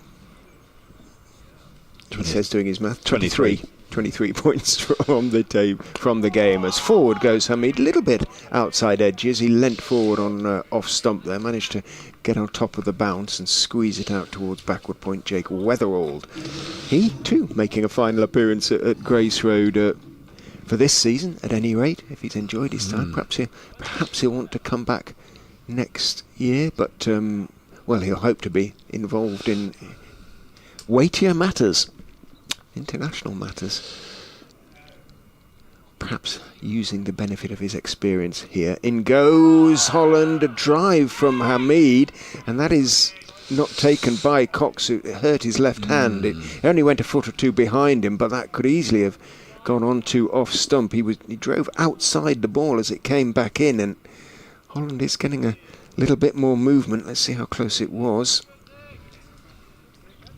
A couple of inches, it didn't shave them, but it was a slightly un-Hamid-like loose drive. Holland is in and bowls. Hamid leaves, as he possibly should have done the previous delivery, and it slides, it does shake back in a bit, slides past the off stump. Malcolm Butcher, your missive has arrived. I don't know why it is that majority of emails land and then the odd one just diverts into your junk folder, but that's where it was, Malcolm. Apologies, we'll attend to it at the end of the over. AI judgment. I'm sure it wasn't. In goes Holland again, just outside off stump. Again, Hamid steps forward and leaves. Well, could start it now. Dave, I've only recently found out about the ridiculous decision to end Richard's tenure at Grace Road. What are the future plans for coverage of Leicestershire County cricket? Well, there will be coverage. The BBC are contracted to cover it, so people from the station will be from the sports. Same thing, Malcolm, just different voices. Holland is in and bowls outside off stump. A little bit of lift, but it was too wide, and Hamid again can safely leave. End of the over, 8 without loss, the score. Now, I think this is about Ajaz Patel yesterday making his 62. On a separate point, I feel I must challenge something you mentioned. You said that departing batsmen are generally very good at acknowledging the applause of the crowd at the end of their innings. This is not what my friend and I have noticed. It's become the norm of players to leave the field head down, seemingly wallowing in depression and their own self-pity. I accept they're disappointed at getting out, but for decades it's been the accepted way to raise the bat, or at the very least nod their head in acceptance of the crowd's appreciation for the batsman's efforts. but perhaps you and your fellow commentators might start a revolution to bring this back. Thank you. Start of a new over. Slater pushes this ball from Ajaz Patel. Best wishes to you both the ends, especially to Richard. Malcolm Butcher. Thank you, Malcolm. 8 without loss. Patel bowls. Slater again trying to give himself room to cut away onto the offside. Just diverting away from cricketers, acknowledging it's the snooker that does me. The crowd can watch there a session for 5, 6, 7 hours or whatever. The final black goes in and they just walk off, don't they, the players? Occasionally there's the odd wave. Next ball is kicked away by Slater, well outside the off stump. Yeah, I think the crowd need to applaud louder maybe if they want the players to acknowledge them. Maybe that's the way forward. I don't know, but I certainly take your point, Malcolm. It always used to be a thing, didn't it? Doffing the cap and raising the bat as they walked off, getting half a century, and maybe Ajaz was who's bowling now. This one goes through to Cox. My view obscured really as Slater plunged or lunged forward. Yeah, playing for turn that didn't come. It's a nightmare for left-handers, really. I've actually got a better picture looking at the monitor than I have out of the window at the real thing. There are 2 balls left in this over. As expected, Ajaz Patel posing questions here. He's got a new hard ball here, sharing the bowling duties with Holland. 5th ball is just a little short, just a whisker short, and Slater is able to rotate the strike, pushing it into the offside. First run of this over takes Ben Slater to 7. Hamid has 2, knots 9 without loss in the 4th over, having been set a victory target of 73 as we move to 12:31. Should we have an end in sight one way or another, then players can ask for the session to be extended. Hamid will get a single, so he'll keep strike, working it away square of the wicket on the offside. It's tough for Slater down that end. It's tough for anybody, I think, facing Ajaz Patel, but particularly the lefties. But Asib Hamid just pushed that one away comfortably. 10 without loss after 4 overs. The turn off the pitch for the right-hander is still a little bit slow, so they can deal with it. It's the one that rips out of the footholds. Holland hands his cap and sweater to umpire Shanmugam. Ben Green has a word with him, so too Tom Scriven as he tosses in the ball, the captain. 3 slips. Holland stands stock still at the top of his mark before running in and bowling outside off stump. Some bowlers, and it's left by Hamid, some like to just sort of turn into their run, don't they, so they're on the move straight away, but Holland, one of those who stands like a guardsman, both feet together just momentarily before setting off. It's a shortish run, as it should. I mean, he's not a quick bowler. It's a fairly military medium at the very best of times. Movement is Holland's weapon as he comes in and bowls a little bit squared up Hamid, but he plays it solidly enough out into the offside. Most used word of the morning is dulcet. Martin Ward. Morning, gents. Would like to add my best wishes to Richard. Hope we can hear his dulcet tones somewhere in the future. Don't know the politics of the situation. Seems a shame that such a knowledgeable voice will be missing from the airwaves. There's a little bit more. Holland is in and bowls down the leg side and appeal for a catch behind. Not really from Holland, though. There may have been a little flick of the thigh pad, something like that. Cox went up the slips, which of course the slips went up, but Holland's was in the nature of an inquiry. He sort of, they're all appealing, so he turned with a finger raised, but it was very much in the nature of a belated inquiry, Ian Holland. I don't know if I should read this out, but I will. It's tongue-in-cheek. Dave, should the same situation ever happen to you, don't worry, we will storm the 3rd floor of the Radcliffe Road stand. Holland is in, and it's left by Hamid, and that really does go very close to off stump. My word, that looked... That did look close. Adjacent. Let's see, from the rear... it was. I mean, even from behind the bowler's arm, that was close. from behind the wicket-keeper. You know Mighty close. You know what they say, there's two types of leave. Yep, absolutely. It didn't shiver the timbers as Holland is in and bowls, and again slightly squared up. It's been a good over from Holland, and Hamid has gotten through it so far. 5 balls down, still 10 without loss.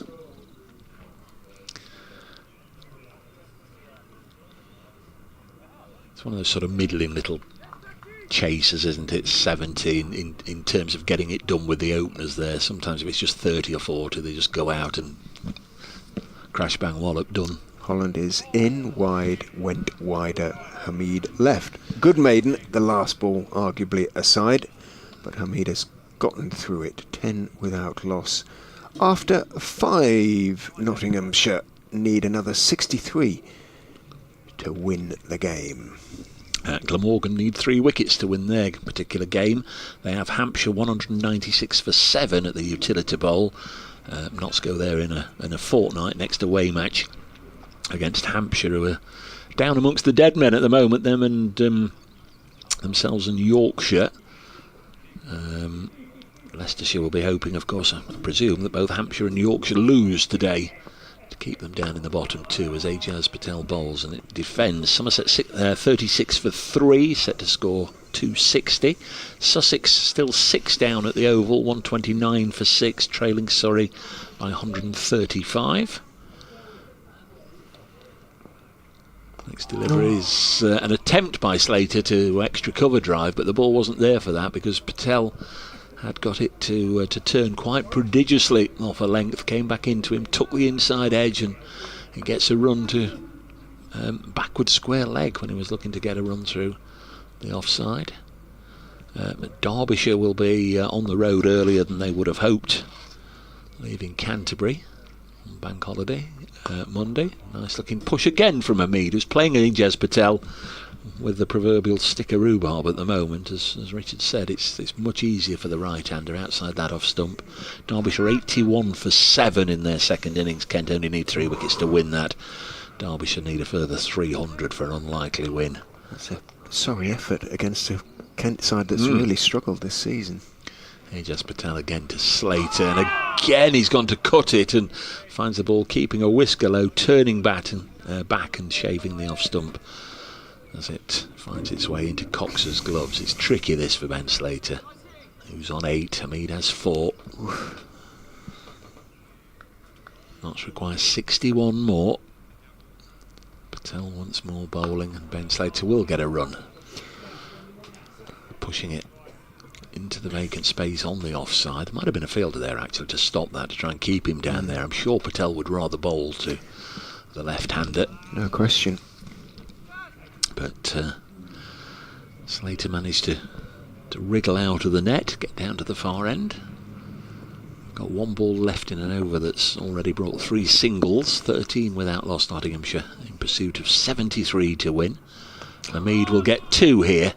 He's opened the face a little bit as he's pushed forward. In fact, that's just raced away. Richard was already signalling 4. I wonder what you were waving about then. I thought that was going to pull up and comfortably stopped, but it just gathered pace and went for 4. So 17 without loss. I was going to give you another score. Oh yes, Surrey women. They're 136 for 6 at Trent Bridge in the 34th over of their women's one-day cup match. The Blaze women, I think they've won, 4 wins out of 5, so going along very nicely indeed. 3 wickets to Kirsty Gordon in that one. Yeah, a lovely message from down under, from Melbourne, where thank you for all the nights we've spent together. Oh. I couldn't count the times I've fallen asleep listening to your voice. You may need to add context to this message if you read it out. In goes Ian Holland and bowls a beauty that sneaks past the outside edge of Ben Slater's bat. I appreciate that. Thank you. To Matthew. Jack from Notts. Hello, chaps. This is my first visit to Grace Road today. What a lovely place it is too. Very sad to hear that it'll also be Richard's last day commentating there. Thanks for all the great commentaries, Richard. Good luck in your future endeavours. In goes Holland in another lovely outswing. I think we'll give Ben Slater the benefit there and say that he played inside the line, but he's having a tough old time of it, Ben, at the moment. Dave, I echo the thoughts of the previous contributor regarding storming the Radcliffe Road stand and will accumulate a batch of pitchforks in readiness. Absolutely no need, Jack, thank you. As and when it's time to go, it's time to go. Although Holland is in, and Bowles bounces a little bit on Slater, get on top of the bounce, but the examination continues. He squirts it out towards backward point, no run. Although I guess there's ways and means, isn't there, Richard? We're coming at that from a different sort of angle, understandably.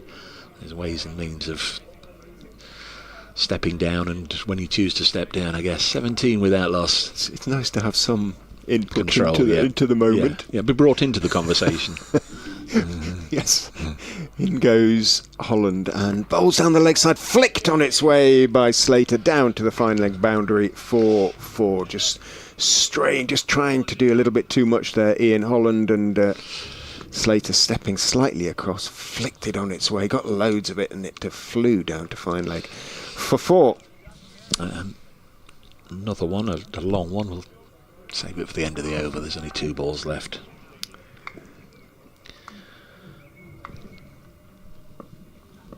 Two slips under gully now for Holland as he comes into Slater, into double figures now on 13. Holland bowls on off stump. Slater leans forward, pushes it out to Tom Scriven at mid-off.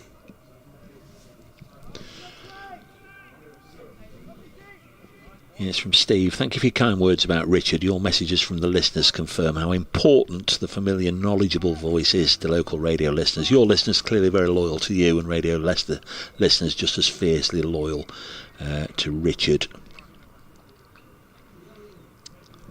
They all are really huge sort of compensation, and they're very much appreciated. Holland is in, and Bowles turned off his legs by Ben Slater, slightly wide of Ben Green at mid-on / mid-wicket. Green scrambles to his left, but Slater, well, he's not worried about facing, well, he might be a little bit worried, but he's not going to show it, about facing Ajaz Patel out of the rough, because he's taken the single off the last ball and will do so again.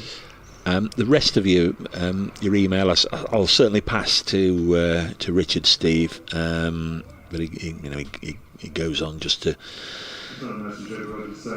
continue saying thank you, really, and can't understand the decision to dispense with Richard, and just hopes that those responsible are listening to all the love out there, essentially, for you. I'll show you the message in full, Richard. Thanks very much, Steve. Very, very kind of you to get in touch like that. Here's Ajaz Patel to bowl to Slater, pushes it back to the bowler. The disappointing thing, those that have taken the decision have not been in touch in any way, shape or form before, when it was taken, or since. Yeah, that's... which is a bit miserable. 22 without loss. Slater gets his... hang on, let's have a look. He's a left-hander. Gets his right leg right the way across there to kick this one away from Ajaz Patel. In this day and age, you're so used to seeing batters turn round and play it the other way. It wasn't. He was just sort of stretching across with his front leg, his right leg, to kick it away. And he does it again, and it goes through to Ben Cox. Yeah, they've left the gap at the... They say to Ben, have a reverse sweep if you want. I don't think he'll be so inclined, but you never know. Good stuff, this from Ajaz Patel. It's gone for 14 runs, but many of them have been fairly scratchy, although this is cut away into the deep for a single. 23 without loss. Russell says, good afternoon both. Perhaps I could pick your brains. You might be able to clear up an anomaly of the injury replacement sub. During the Glamorgan game, Lyndon James replaced Fergus O'Neill. The following week, Notts didn't have a game. For the Warwickshire game, Fergus O'Neill didn't play. During the lunch interval, we were discussing this over a pint in the TBI. Was he still injured? We thought he was fit, and were under the impression that a player served an 8-day break, as this is pulled onto the leg side. Or is it carried over until the next round of matches? It's 8 days at the moment, Russell. rather than 8 match days. So if there is a bye week, in that particular case, Fergus O'Neill would have been able to play in the next match had he been 100% clear to go. This is turned on the leg side, and they'll take 2.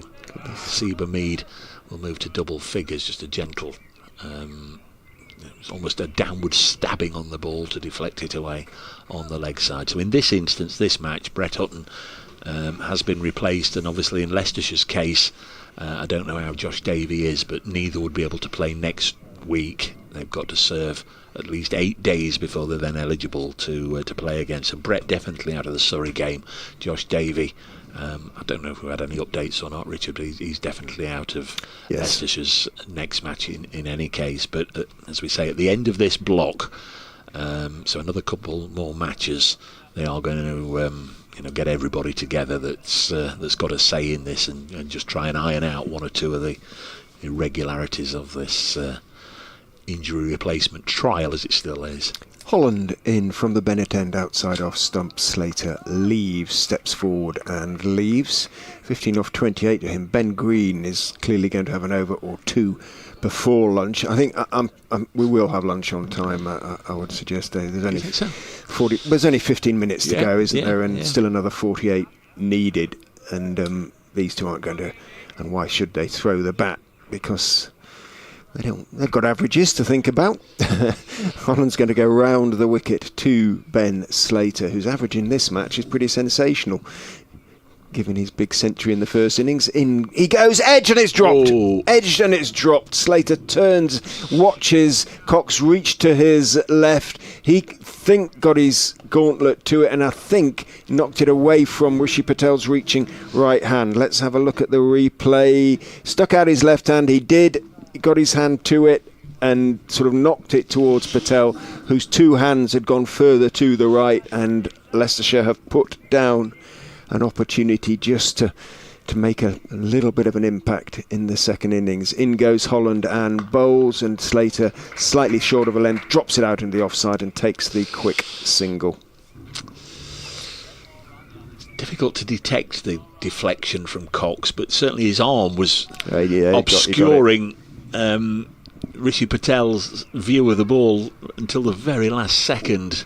Had Cox not moved at all, I fancy Rishi Patel was moving. They say, don't they, to the right of first slip should be the keeper's, but it was just sort of one hand reach that he got a good bit of glove on it. First time I've seen him drop one this season as Holland bowls to Hamid, who on the back foot drops it down in defence into the onside, picked up by Tattersall. Poor old Ben Cox, his head is down now. Get this one out the way. Bad match at the office for Ben. Catcham says, thoroughly enjoying the coverage this season, Dave. Happy for a good solid top quarter of the table finish with no stress. What do you think of Kent closing down their social media because they're not doing very well? Hadn't heard about that. Holland is in and bowls. Hamid drops it out into the offside. I'm just looking at Ben Cox at the moment. Well, Phil wanted a Woodhouse reference. Go on then. He has the melancholy appearance of one who has searched for the leak in life's gas pipe with a lighted candle. Who's that? Ben Cox at the moment. Oh, right. Mark Mugger, hi to Dave and Richard. Really enjoying the coverage. Thank you. Thank you, Mark. Holland with square leg having gone back to the boundary and is going to be in action. Tattersall runs into field because it's been turned off his legs by Hamid, which means he will keep the strike. At some point this contest will finish, and sometimes it finishes abruptly and we forget to thank everybody that's sort of helped us out over the course of it.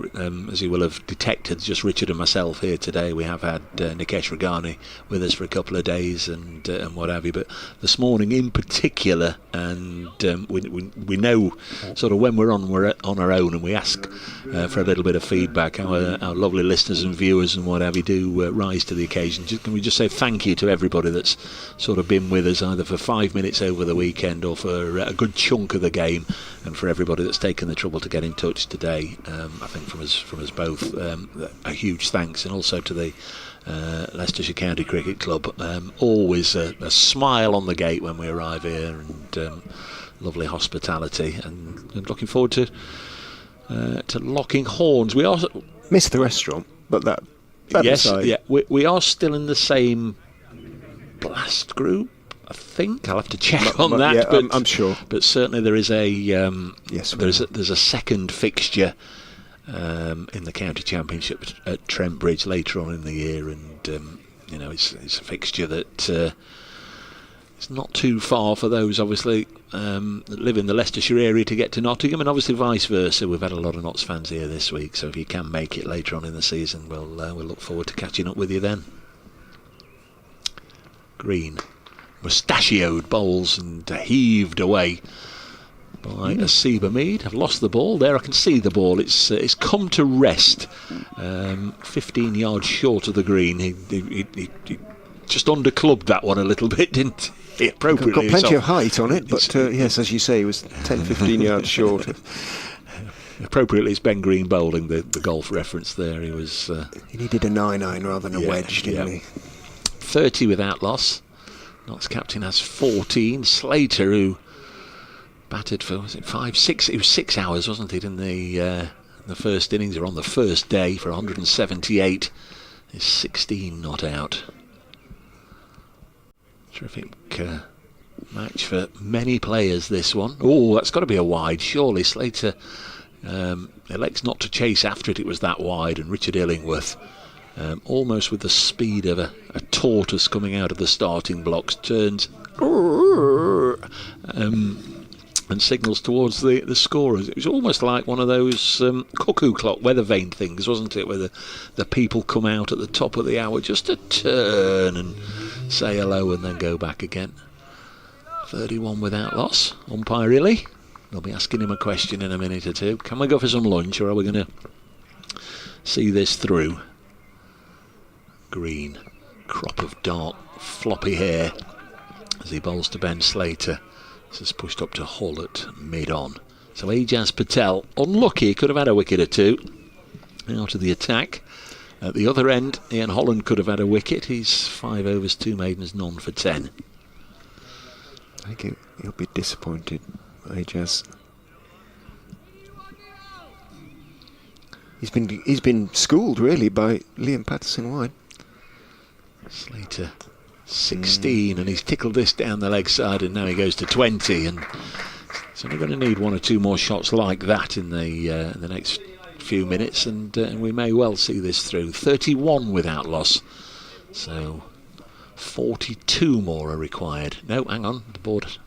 I beat the board on that occasion. 35 without loss. It now goes up, so they're halfway there effectively. They've got 35, they need 36 more, and I'm still saying we're going to get this done and won't get a lunch break. Green into Ben Slater, plays this back to the bowler. They've scored 35 in about 20 minutes, so surely they can get another 36 in roughly the same time.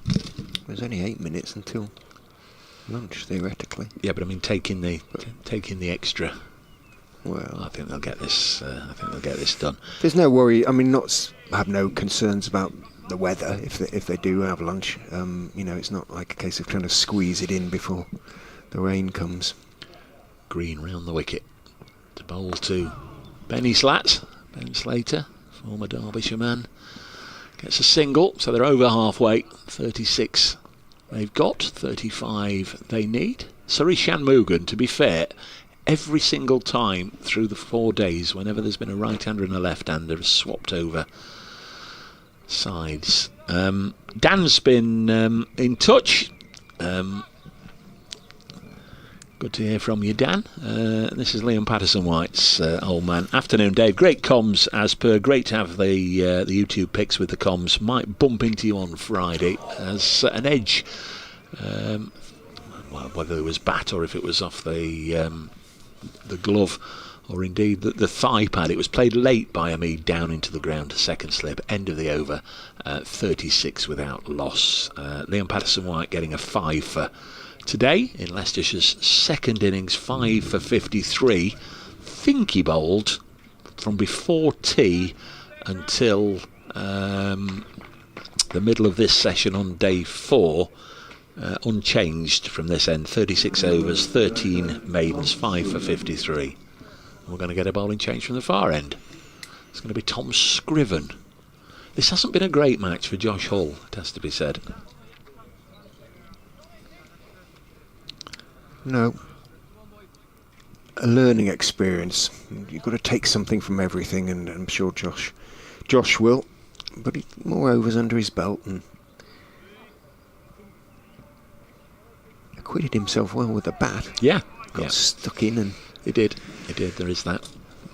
A couple of useful partnerships at the end. It'd be a handful at Hove, I would imagine.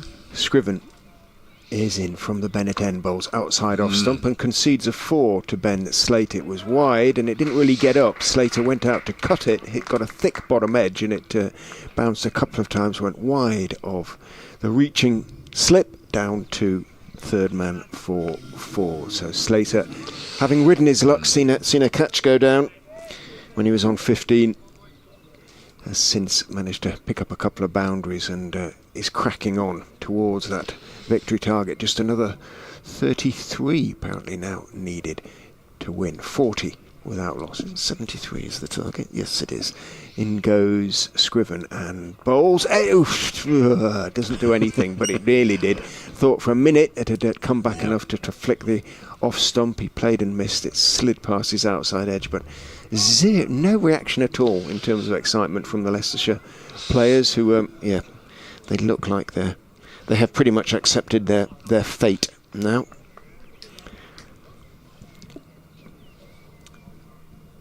Two slips, both Patels, and a gully Eskenazi as Scriven is in and bowls. A little bit of in swing, but it thumps into the pad of Slater. He tries to shovel it away into the leg side. In fact, it just comes off the pad. It runs towards backward square, and one is taken. Who is backward? Who's mid wicket at the moment? Because he has no. The man with no name. Not sure who that is over there. I have to get the binoculars on it. Nameless. So somebody's off. That's useful commentary, isn't it? Somebody's off, somebody's on. In goes Scriven and bowls, and Hamid plays it perfectly back down the pitch into the stumps at the far end. Slater picks it up and lobs it to Scriven. It's somebody's got to have their Jeff moment. Somebody's gone off. Have they? I don't know. You're there. Yeah, but I thought he was just injured. Good old Cammy. Scriven, hands held high, is in and bowls on off stump. There's a choked off, a stifled appeal from the slips because inside edge onto the pad from Hamid, who just practices his forward defensive. A little bit of nip back in perhaps from Scriven. Inside edge involved again, a little bit, just gathered a little bit off the pitch there. Ball should be, it's only 10.5 overs old, and should be in perfect condition really from a bowler's point of view. Scriven is in and bowls onto the legs of Hamid, helped around the corner down to fine leg for 4. We've had 3 of those in this innings already. Hamid then on to 18. Dave is going to pop next door and give the listeners to BBC Radio Nottingham the good news that their side is closing in on what looks like it may well be a 10-wicket victory and 23 points and the top of the first division. 45 now without loss. 1 over until tea. There's Dave departing in the background on TV, so you can see what's what on the cameras. There will, of course, be an update for BBC Radio Leicester. My last from Grace Road. There's a thought. Heaven knows how many hundreds or thousands we've done over the last 13 years together. Green is in and bowls forward. Goes Slater to the in-swinger, pushes it back up the pitch to the Leicestershire all-rounder. Wanders forward. Taps at the pitch, then reaches down with his hand and just pushes away a little bit of grass or dirt or something.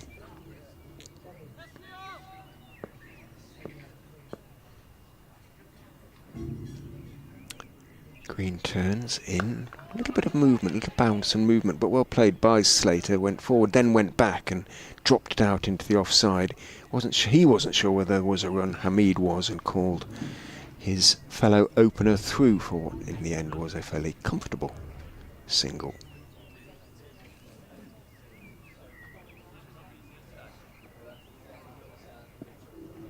.46 without loss, just 27 to win.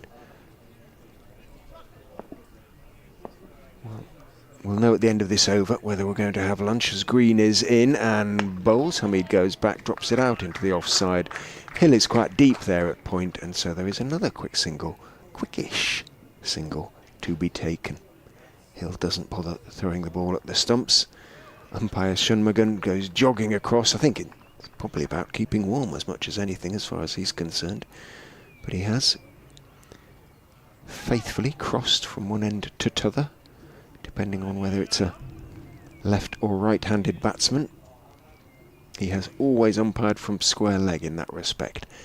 Green round the wicket, bowls. Slater is forward, going to be another single there as he pushes it in front of Weatherald, running back and across from point. And one is indeed taken. Slater on to 27, 48 without loss. It's very still at Uptonsteel Grace Road today. Trees pretty much in full leaf now, not a leaf really stirring. We can't see. They used to have flags, of a flag. Oh, actually flags on poles on either side of what used to be the Geary Bar. But they are no longer there. Leicestershire, they'll have a new flag this season. They needed it. The old one was beginning to look a little bit tattered and torn. In goes Green and bowls.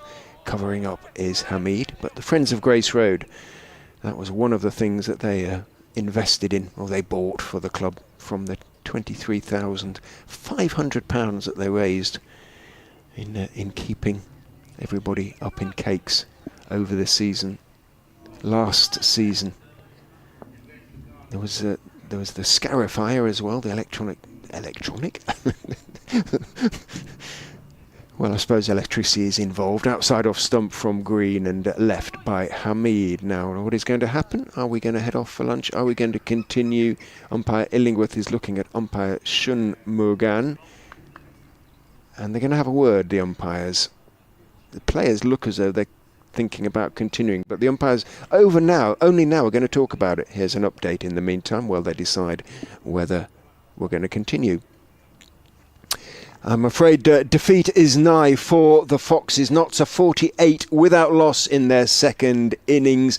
They need just 73 to win the game, so only another 25. Lunch is now due, but we are going to continue, so we are going to get the conclusion of the match in the next few overs. It will mean that the Foxes take just 4 points from the game. There have been moments in the game when they've competed well against the First Division champions. Overall, though, they've been beaten by a better side. Notts 48 without loss, need now just another 25 to win. Lunch has been put off by 15 minutes, the umpires have decided. So the girdler was correct, I was wrong. We are going to go to the end of the game. Tom Scriven is in from the Bennett end and bowls outside off stump. Slater looks to punch it away, gets a little bit of an inside part of the bat to it, and it bounces quite comfortably for Scriven to make the stop. Some chuntering going on out there, but encouragement. Come on, Tommy. He's going to go round the wicket, so the slips take a step to their right. Likewise Ben Cox, who still looks a bit down after that catch went down. So first one I think he's dropped this season, first chance that is. Not had a game to remember after coming into it in outstanding form with gloves and bat. In goes Scriven, bowls, cut, 4. Outside off stump, and that was Slater's most authoritative shot of his innings, I would suggest. He brings up the Nottinghamshire 50. word, he's doing his average a power of good in this game. That splendid big 100. 178 in the first innings. 31 not out in the second so far.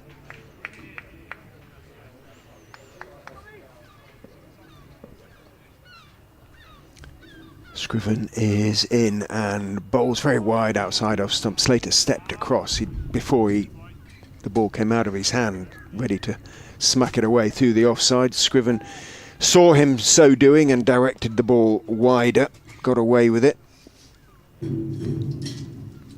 Dave's come back in, having been proved, as I say, perfectly correct. They did talk about it.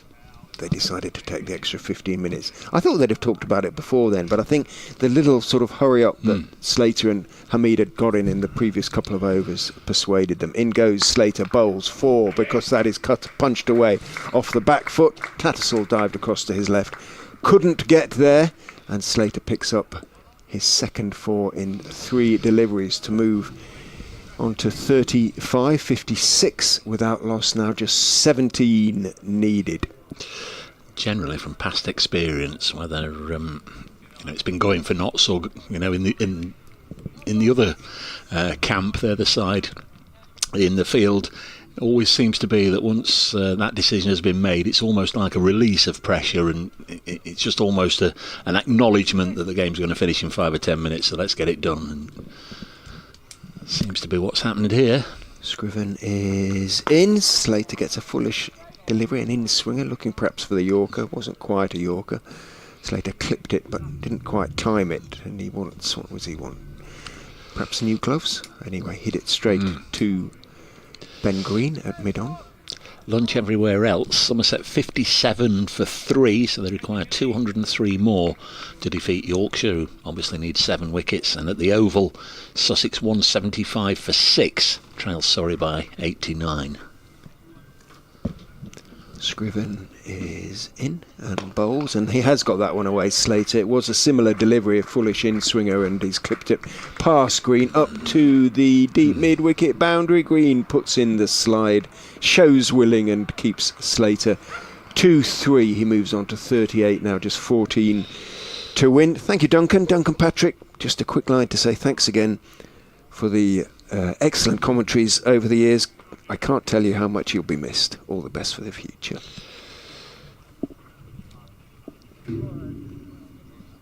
Looks as if it's going to be Josh Hall to bowl from this end. Hampshire 220 for 8, still trail Glamorgan by 102 on the south coast. So some of these games will be finishing early afternoon, if not before lunch. Derbyshire 103 for 7 at lunch at Canterbury. Kent needing 3 more wickets there.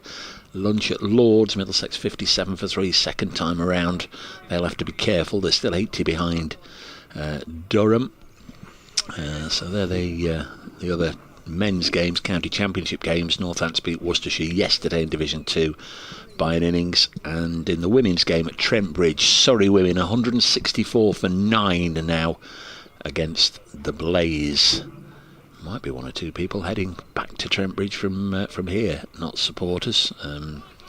3 wickets for Kirsty Gordon, 2 for Lucy Hyam, 2 for Catherine Bryce, 1 for Charlie Phillips, 1 for Josie Groves. In that one, 59 without loss. So Notts require 14. Ben Slater's on strike, rattling along now on 36, having been dropped on 15. Hull bowls, and he's cut this one through backward point, or through squarish point actually. It's gone out into the deep. There'll be a couple of runs. Eskenazi shaking his hand. He's got plaster. He's got sort of bandaged plasters on every finger on that left hand. Stevie Eskenazi. Those fingers. Wow, they're battered over the years. Yeah. Hamid-like. He always has heavily taped up fingers. So 2 more. Takes Slater to 40. Notts required 12, 61 without loss. Josh Hall to bowl his second ball. First one went for 2, second one passes through into the gloves of the keeper. There are still 2 slips there. There's been a chance go down for the batting of Ben Slater. This is sometimes the situation where you might just get somebody else toss the ball and turn your arm over, but I think Leicestershire would like to have a couple of overs, good overs here from Josh Hall, and I'm sure it would give him a boost if he could get a wicket here. Runs away from it, the tall left-hander bowls. Slater drives majestically. That's a lovely shot from Slater. It's not quite gone yet. It's going to be touch and go. In fact, it will hit the rope. Out towards the meet with Jake Weatherald in hot pursuit, and Notts are now within 8 of winning this match.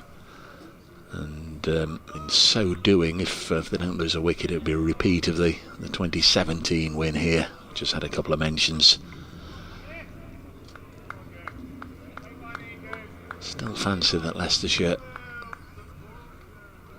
can still have a pretty good season. I think Hampshire and Yorkshire followers are very concerned about where they will finish. This is played up to mid-on by Slater, just looking to knock the cover off everything at the moment. Mistimed that one.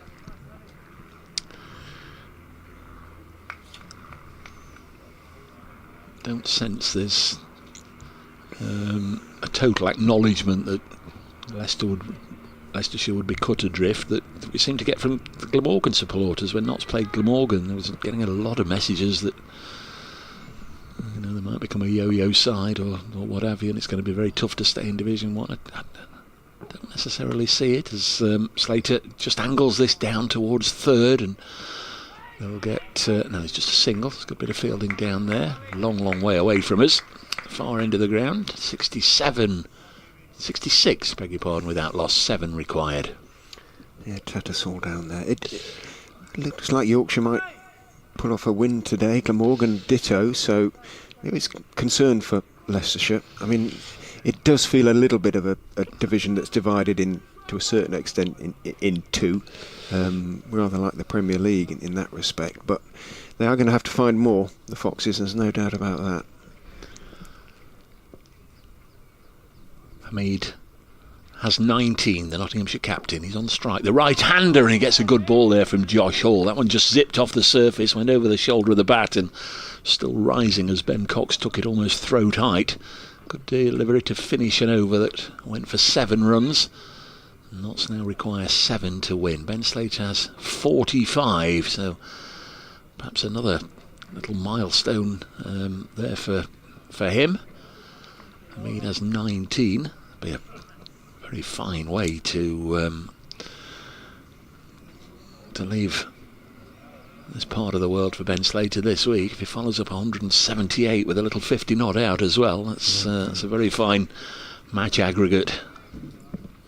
I'll start this over, and then you need to come in then. In goes Scriven and bowls. A little bit of in swing. Slater dabs it out towards Gullies. Eskenazi moves to his left to field, and there is no run. If anybody should describe the closing moments of this game in particular, of a 10-wicket hammering, well, I suppose there's something there is more appropriate in a way. There is more to it than that this week, and I'll be the first to acknowledge that.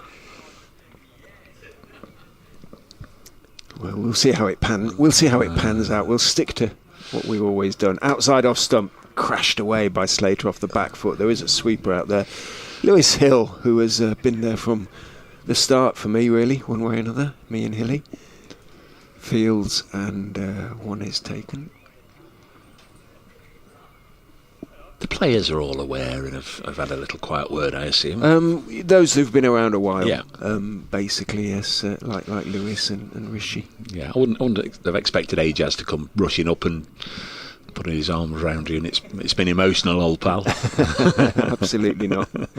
No, they're professionals. They know how it works. In goes Scriven and bowls outside off stump, feeling for that one. Most un-Hamid-like. Did a little jab at that one as it slid past. A little bit of shape to the delivery and into the gloves of Cox, uninterrupted. I said a few thank yous earlier on. I omitted to mention the camera crew and the production crew here. I usually do it at Trembridge because it's a job where you can be out in blazing hot conditions. You can be getting burnt by the sun and the wind. And you can also be out there in the drizzle and the rain. So thanks to the excellent camera crew here. Lovely set of lads. and lasses. Scriven is in, bowls straighter and worked off the back foot firmly by Hamid, out just wide of mid-on. Holland almost walks across to meet it, but a comfortable single is taken. 5 to win. 5 to win. Covered all bases there. I've only seen lads this week, but I'm sure in the past there's been some young ladies helping out as well.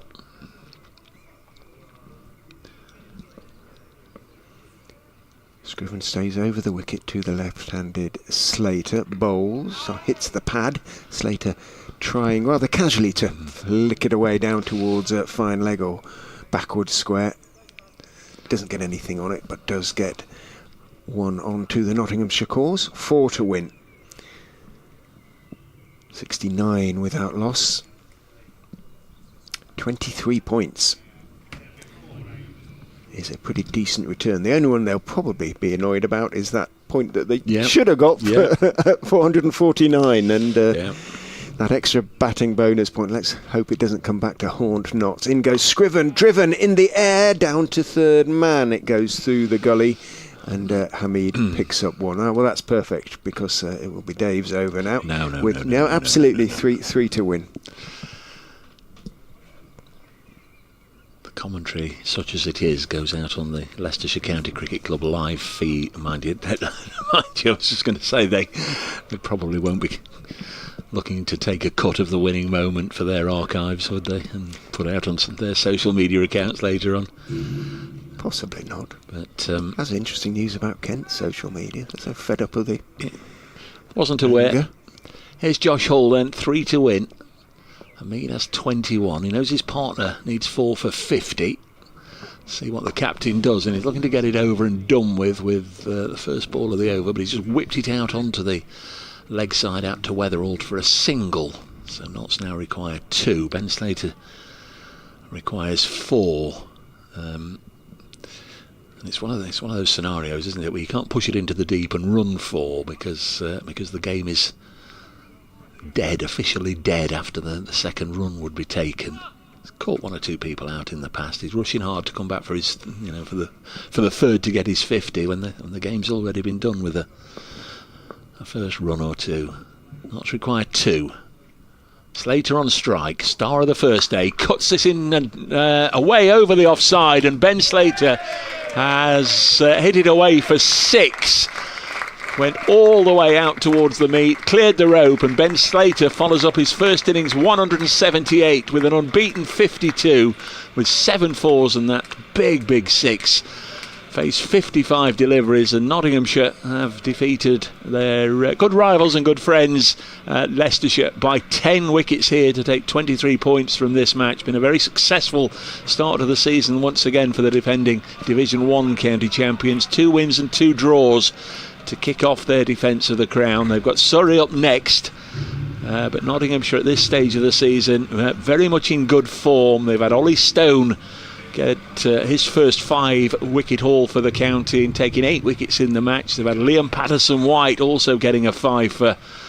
They've got 1 or 2 players expected to come back or at least be available for next week, so all is pretty good in Peter Moore's Garden at the moment, with a big match around the corner for the Foxes once again.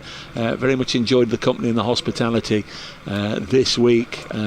Genuinely think there's enough here, enough character here, enough good players here to have a successful season. But today, not just been about the cricket, it's been about Richard. Very much enjoyed his company and his commentary over the years and being alongside him. And as Vera Lynn said, we'll meet again. Don't know where, don't know when. But thanks very much, and all the best to whatever lays ahead. Thank you, Dave. Yeah, much for Leicestershire to think about after 2 solid draws away from HQ. Well, they've been bested here by a very good Nottinghamshire side, and I'm sure they'll take some lessons from that. We'll get the interviews as we always do with Alfonso Thomas and the captain Ian Holland, and after, I'm sure that they'll take a few moments to digest what has been a comprehensive beating really here at the hands of the champions. As I say, 4 points Leicestershire's return. 23, obviously, as Dave said, for Nottinghamshire, and they will go into that Surrey game on something of a high as a consequence, as they always do, Leicestershire. We head down to Hove, lovely Hove, for what will hopefully be a better performance, but yeah, that's it for me. So, bye.